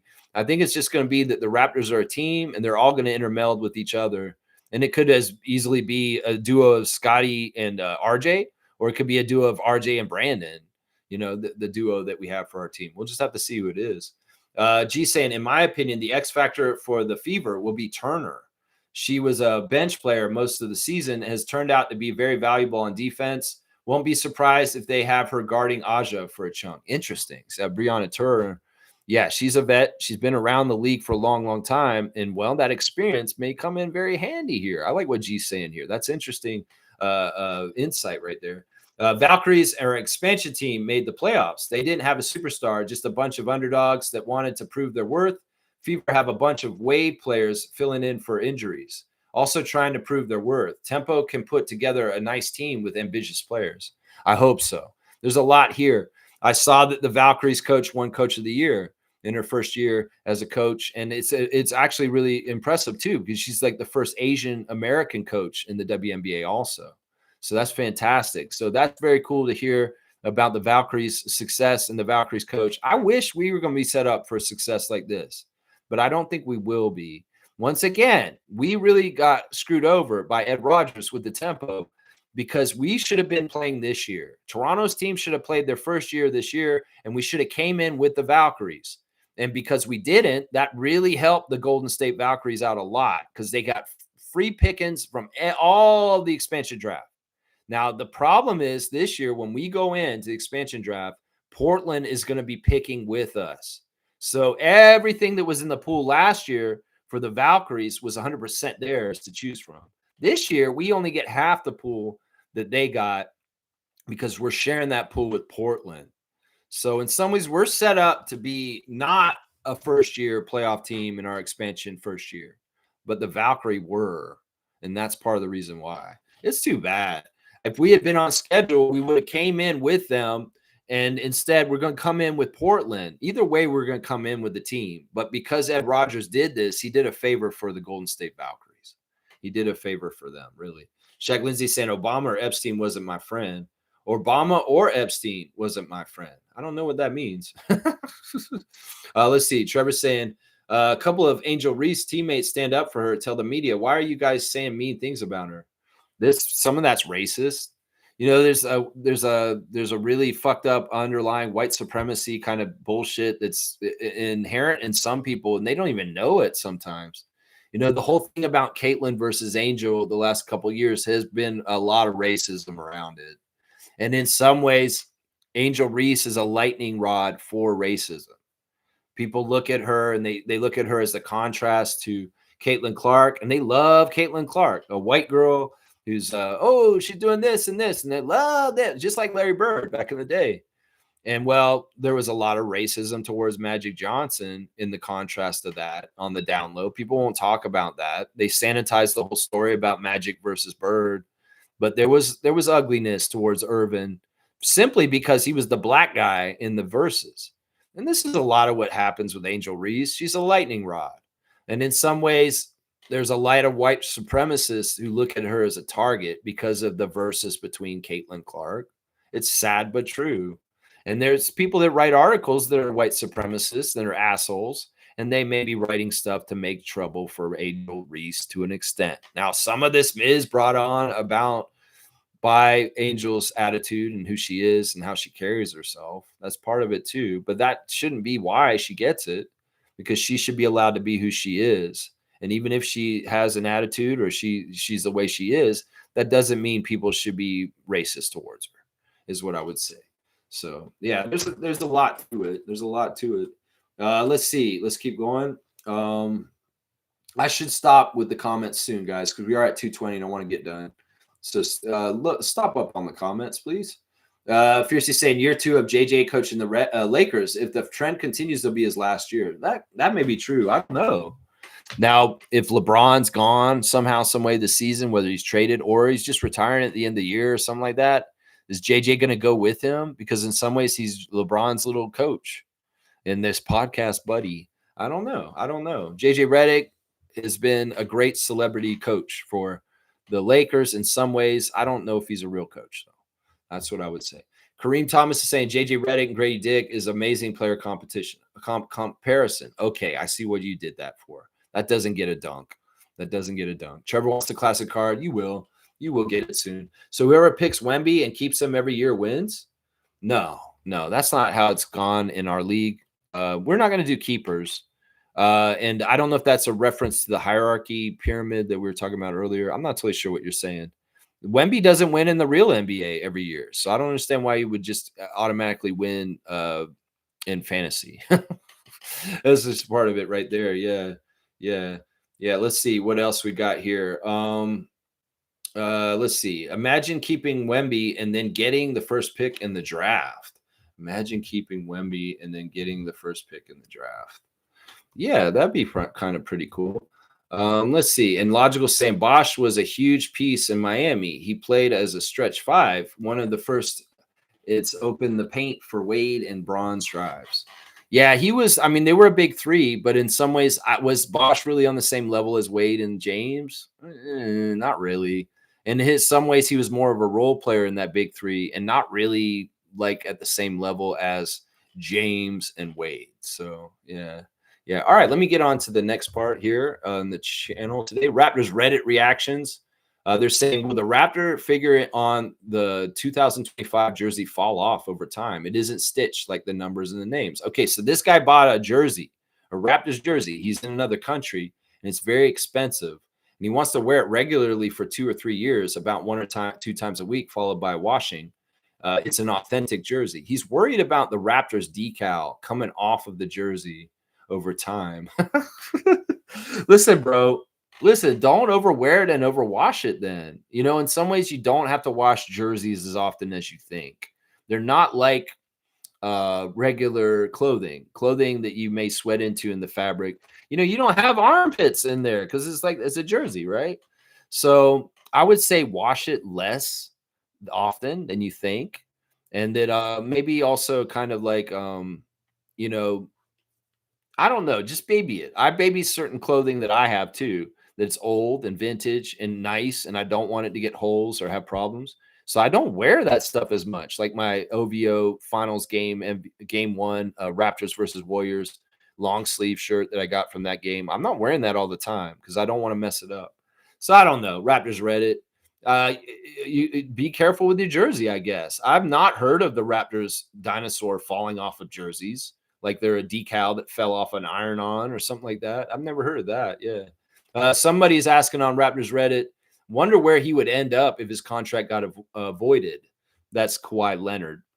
They've got the potential punishments for Kawhi and the Clippers up now. Fine the Clippers up to $7.5 million. Fine Leonard up to 350,000. Forfeit the Clippers draft picks. Suspend Steve Ballmer or other Clippers personnel up to a year. Fine Steve Ballmer or other Clippers personnel up to $1 million each. Void Leonard's contract and prohibit him from re-signing with the Clippers, and require Leonard to return the money he received from aspiration. Interesting. Yeah, we'll see if Adam Silver does any of that. He may not do any of it. And then here's one more from Raptors Reddit I'll do real quick. Will Brandon Ingram play preseason games? Yes, he will. He will play he will play in them. So don't worry about it. Yeah, he is going to play. That's the quick answer. He will play in preseason. Trust me, he will. All right, let's see. Birthdays. Happy birthday to Daniel Oturu, replacement player for the Raptors in that year when we had to go to Cleveland and play a game on Boxing Day against the Cavs, and nobody was available because of COVID. Daniel Oturu was one of the replacement players that showed up. He ended up playing 3 games for the Raptors in his history, and he got 9 points. So he's averaged 3 points per game. Daniel, happy birthday. 3-game Raptor replacement player. Daniel Oturu is 26 today. So there's the birthday for today. Let's see what else we got. All right, we're going to do the classic card. Let's get the classic card out and get it going now. Yeah. Classic card. Boom goes the dynamite. All right, let's see. Cool guy saying Caitlin Clark spoke up about her name being used with the racism in the WNBA, but they ignored her. So it's rough for both players to be used by politics like that. Yeah, I appreciate her speaking out very publicly and saying, racists, don't use me as your champion for what you're trying to do. I don't have any part in this. And in fact, I'm not seeing this situation like y'all. And I appreciate her for that. You know what? The WNBA could do a better job of, endorsing this. This seems like a subject that y'all should be covering more and putting more promotion against racism on your league, in some ways. All right, let's see. Here's the classic card. Who is it? Oh, cool. This is fun. It's a little bit different than the normal classic card. So y'all check it out. Please tell me, who is the classic card today? This is a little bit tough, man. It's a little bit tough. So let's see. Full name answer, please. It's not classic, though. In some ways, you can kind of see who it is. Who is that on there? Colin Sexton? No, it's not Colin Sexton, MJ. It's a good call, but it's not Colin Sexton. Yeah. Trae Young. That's not right. Does that look like a Trae Young jersey? Let's get the team right, Fiercey. What is that team? And then maybe go from there. In fact, Fiercey, this is somebody you personally should know right away because your daughter, of course. So you go ahead and go get it. It's hard to see because the angle's weird and his hair is really weird. Andre Robertson. That's an interesting guess. No. John Morant? No. Well, jersey. What team is that? Come on. What team is that, Fiercey? And I just gave you the best clue. This is a player that means a lot to you and your daughter. Gerald Wallace? No. Lugetz Dort, even though Mike didn't put it in right. That's Lugetz, guys. That is Lugetz Dort. That's an Oklahoma City jersey. Why wouldn't you see that as Oklahoma City, Fiercey? Seriously. Mike's going to get it. It's Lugetz. You can't see it from here. I know his face is like in a weird place. You can't really see his face right. In some ways, it's Lugetz. It's Lugetz. That's the name on the card. Lugetz Dort, Oklahoma City Thunder. Yeah, I know. There's the picture's really weird. Like, look at it. It doesn't even look like him in the face totally. Is that actually him? Is this number 5? Because it doesn't even look like him. This is an old card. Undrafted Lugettes. This may be after his first year. That's why it looks so weird. Either way, Mike's getting the card. It's 100 points for today. 100 points for today. Let's see. Lou Dort. And it's Mike, Logical Raptors Fanatic. And it's just 100 points. Yeah. There we go. All right, cool. All right. What did Mike say? And somebody's not going to read this comment. I may slam it in a second. I was attacked by Angel fans. I said her bring a person with a free Angel shirt courtside was toxic behavior. She wasn't even playing that game. Doesn't sound like a good leader. I was called racist. Mike, I'm going to say this right now. Listen, I don't know what this story is. I don't know if it's important. I don't know if it's pertaining to anything that absolutely matters. Were your feelings hurt? Are you upset by this? Okay. Did you live your life as a Black woman and understand their experience? That's what I'll ask you. Don't call, seriously, in some ways, I don't know exactly what you're trying to say here. Either way, my point is there's racism towards Angel Reese. If you're trying to point out that there's a reverse racism towards you, what's the point? That's your own ego talking. I don't give a shit about that in some ways.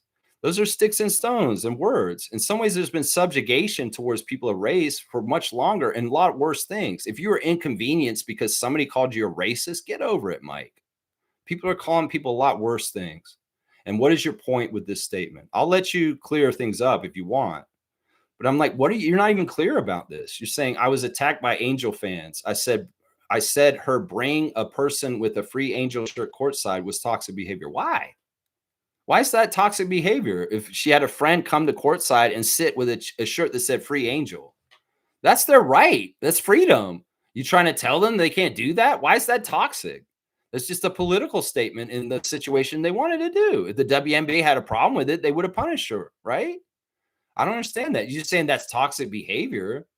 No, there's much more toxic behavior going on. She wasn't even playing that game. Doesn't sound like a good leader. I was called racist. Well, you know what? If you're whining and crying because you feel like somebody called you a racist, get over yourself, Mike. Seriously. Don't worry about it. If you're not a racist, you shouldn't worry about this. This is the big thing. Everybody whines and cries about, oh, they called me a racist. Well, if you're not a racist, it shouldn't bother you. People want to call me a racist, call me a racist. I don't care because I know I'm not a racist. This is the thing. This action by people on this one side saying, oh, they called me a racist. I'd be more apt with things if they would stop calling me a racist. Motherfucker, you may be a racist. That's why they're calling you this. Look, if you know in your heart you're not a racist, you should laugh at it and say, yeah, that's not funny. Because in some ways, I'm not a racist. And I have no reason to worry about what you said to me. So if that bugs you, Mike, that's a signal that you may need to look inside yourself and wonder, am I a racist? Because that made me mad that they called me a racist. Is that the thing? People go around calling people racist all over the place. But in your heart, if you know you're not a racist, why the fuck would you care? That's what I'm saying, Mike. People call me a racist. I laugh at them. I'm like, I'm not a racist. I know for sure I'm not a racist. Some people say, no, you're racist to white people. Ha ha ha. That's not a thing that exists. Ha ha ha. Yeah, you think there's racism towards white people? Well, you don't understand the structure of power and how systemic racism works. Because in some ways, the system is not racist to white people. No, it is not. And some people say, whoa, Lex, whoa, you hate white people then because you don't think there could be racism towards white people. There can be ugly incidents. There can be discrimination. Sure. Somebody say, yeah, I don't want to serve them because they're a white person. Well, how many years did somebody say I won't serve that person because they're black?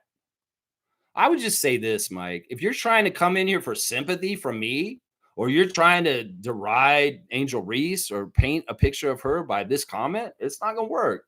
Because the only thing that's speaking here is your own ego. And being called a racist. That's the only thing that matters here. What is it, Mike?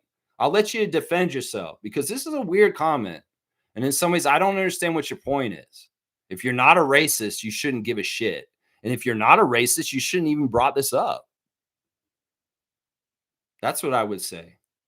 That's what I would say right there. I mean, Mike, I like you, man. But in some ways, this is a silly thing, man. This is a silly thing. What do you want? You want me to be, oh, those horrible people. They were so mean to you, Mike. They called you a racist. Seriously, what do you want? What do you want here? Seriously, what do you want? It's his rookie card. Yeah, that was his rookie card for sure. Trevor's saying Shaq O'Neal sent a message to YouTube creators about talking shit about Angel. Next time you say anything, I'm gonna punch you in the mouth. Shaq has a personal interest in Angel Reese because she's LSU, and he is too. That's his alumni. That's his little sister. And in some ways, Shaq is very protective of Angel Reese, obviously. I mean, she is a lightning rod. She's outspoken. Some people are not going to like her because, well, she's a black woman doing things in the way she's doing it, and she shouldn't be doing that. She's a black woman. She should know her place. That's a lot of the energy against her is like that. Seriously. And it's kind of messed up. I'm going to tell you that right now. It's kind of messed up. All right, let's see what Mike's saying. I want to give him a chance to clarify because in some ways, I'm like, I don't understand his comment is what's going on here. I'm saying people are calling a lot of things racist. At a Chicago Sky game, she told security to bring this fan to a courtside seat. It was because she had a free Angel shirt. She wasn't playing. So she saw a fan of hers and she said, bring him up courtside. I just see her trying to support somebody. What lens are you looking at through this all? Seriously, Mike, where's your bias here? Where's your bias in this situation? I want to help in trying to clarify and open up your eyes in some ways to maybe see conditioning that's happening with you that you may not realize you're showing right here. Where's the issue here? Like, what is your whole point of what you're bringing up about with Angel Reese? What is the point of view that you want to get across to me right now? I'm not totally understanding. Are you saying Angel Reese is a bad person? Are you saying Angel Reese is a racist? Are you saying that Angel Reese fans are racists? What are you trying to say right now? I just want you to be clear with your main idea of what your whole reasoning for even extending my stream 5 minutes longer than I want to do right now by bringing up Angel Reese fans called me a racist. Like, what is the point? What is your point right now? Is this just to feed your own ego to tell me the story that, oh, an Angel Reese fan called me a racist? I want you to care about that, Lex. I don't. Because if you're not a racist, you shouldn't care about it either. That's the whole point. Mike's saying teammates were trying to win a game and there was like distracting things. I would say any player doing that to their team and teammates is toxic. Like it's like VC bringing a free VC guy courtside, no dunks. Okay. I see. This is the thing. Mike and I have a good relationship, and this may seem like this is conflict. I just want him to elaborate and be clear. He's cleared himself up. So he's saying that what Angel's doing is toxic to her team and distracting from them being able to win. And I won't disagree with him on that. She was a distraction this year. The Chicago Sky did have a difficult year this year. They started really badly, and they never really got it together. And Angel Reese, in some ways maybe was toxic. I would say that. But in some ways, we don't need to bring the race part into this, Mike. We could just say Angel Reese was a distraction to her team at times because she was not playing, and then she was causing distractions on the side of the court. That makes more sense to me. It's just like, I don't know why we're bringing in the race aspect of it, because this sounds like a bad teammate problem. It has nothing to do with race, right? Right? The whole thing you're bringing up. This has to do with, you're distracting the Chicago Sky from doing the best that they can do, Angel Reese. That's a whole different kit and caboodle. It has nothing to do with the color of skin. It has to do with being a good teammate and not causing waves and being conducive to success. There you go. I love you, Mike. I just want to, when I get these opportunities in these kind of situations, I want to elaborate in a way that's fair. And I want to be fair to Mike, and I want to be fair to everybody. And I want to be fair to Angel Reese, honestly. I want to be fair to Angel Reese because there's a lot of people out there that aren't being fair to her. Let's just put it that way. Trevor's he's laughing. He's got a little policeman there. All right, y'all. I appreciate everybody here. He's like, I got 10 replies, and I was just trying to say any player opinions. I got 10 replies, and I was just trying to say, yeah, you may have been in the wrong spot. It may have been also, Mike, I'm not going to lie. Sometimes you go about what you're trying to say. You don't say it clearly, and you may have misrepresented what you were trying to say, and they read it the wrong way, and they went crazy because of that. It may have been just one word you put in there kind of keyed them off and made them think that you're racist. You got to watch out because in some ways, if you write stuff a certain way and you don't write it clearly and concisely, and there's jumbledness to it, people will interpret it from their own perspective and brain. Like when I saw your comment and I saw that it triggered me to be like, well, what the fuck is Mike complaining about here? Like, what is the issue here? Oh, he's talking about he got engaged in some dialogue with Angel fans and they called him a racist. I mean, I don't know. I'd have to see what you wrote, and I would say, "Oh yeah, they were totally like, why are they calling you that for that?" You know, it could be like that, but it could also be that you misstepped with what you wrote and you didn't write it clear enough, and they misinterpreted it, like I did. That's the possibility too. So either way, like I know you're not a racist. I know you're a good guy. I know that you're a fantastic person, and that's what matters. Have self confidence in that, and don't let people throw labels on you when it's not fitting you. That's what I'd say to that. Yeah. Yeah. All good. It's fair. Yeah. I appreciate you, man. Let's see. What's distracting to a fan is not necessarily distracting to the team. That's true.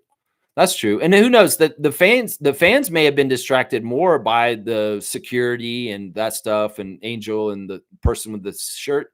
And the team may have been very in the zone and not paying attention. I know coaches and players in the past have said they don't pay attention to anything in the crowd at all. And they really do kind of just zone out from the white noise of the crowd and the just all the activity around them, because that's the only way they can focus and play at the highest level. So I don't know. It probably was a distraction to a degree, though. And Mike's probably right on that one. Yeah. All right, y'all. Thanks for watching. Share the love club. Serge Ibaka. We love our champions, especially great champions that embrace and love our city still, like Serge Ibaka. Serge Ibaka, you are welcome to come home anytime. And I'd love for you to start filming more How Hungry Are You episodes with the current Raptors. That would be fantastic. I'd love to see Scotty Barnes eating some weird meal with you and answering questions with you in cricket tea. So Serge Ibaka, revive How Hungry Are You, please, and continuing your excellence in your music career. You're doing art, you're singing your songs, your Afro beats, you're getting the Spotify plays. You keep going, Serge Ibaka. We love you. Modern day Renaissance man, original man, Mafuzi, my guy. We love you. We always will. Serge Ibaka, NBA champion. That's right. That's right. That's what it is. The team will address or support the player. That's their business. That's right. That's right. Trevor's saying it's time to go, brother. You'll be here all day. I know that. All right. All right, y'all. See y'all tomorrow. Let's go, Raptors. Tomorrow, Sunday special report. The new FIBA rankings are out, and we're going to go over them tomorrow. New FIBA rankings after Eurobasket. It's going to be fun. We'll go over the FIBA rankings tomorrow afternoon. Tomorrow morning, 9:30 a.m., Sunday special report, FIBA rankings. They're out, baby. Let's go. Let's go, Raptors.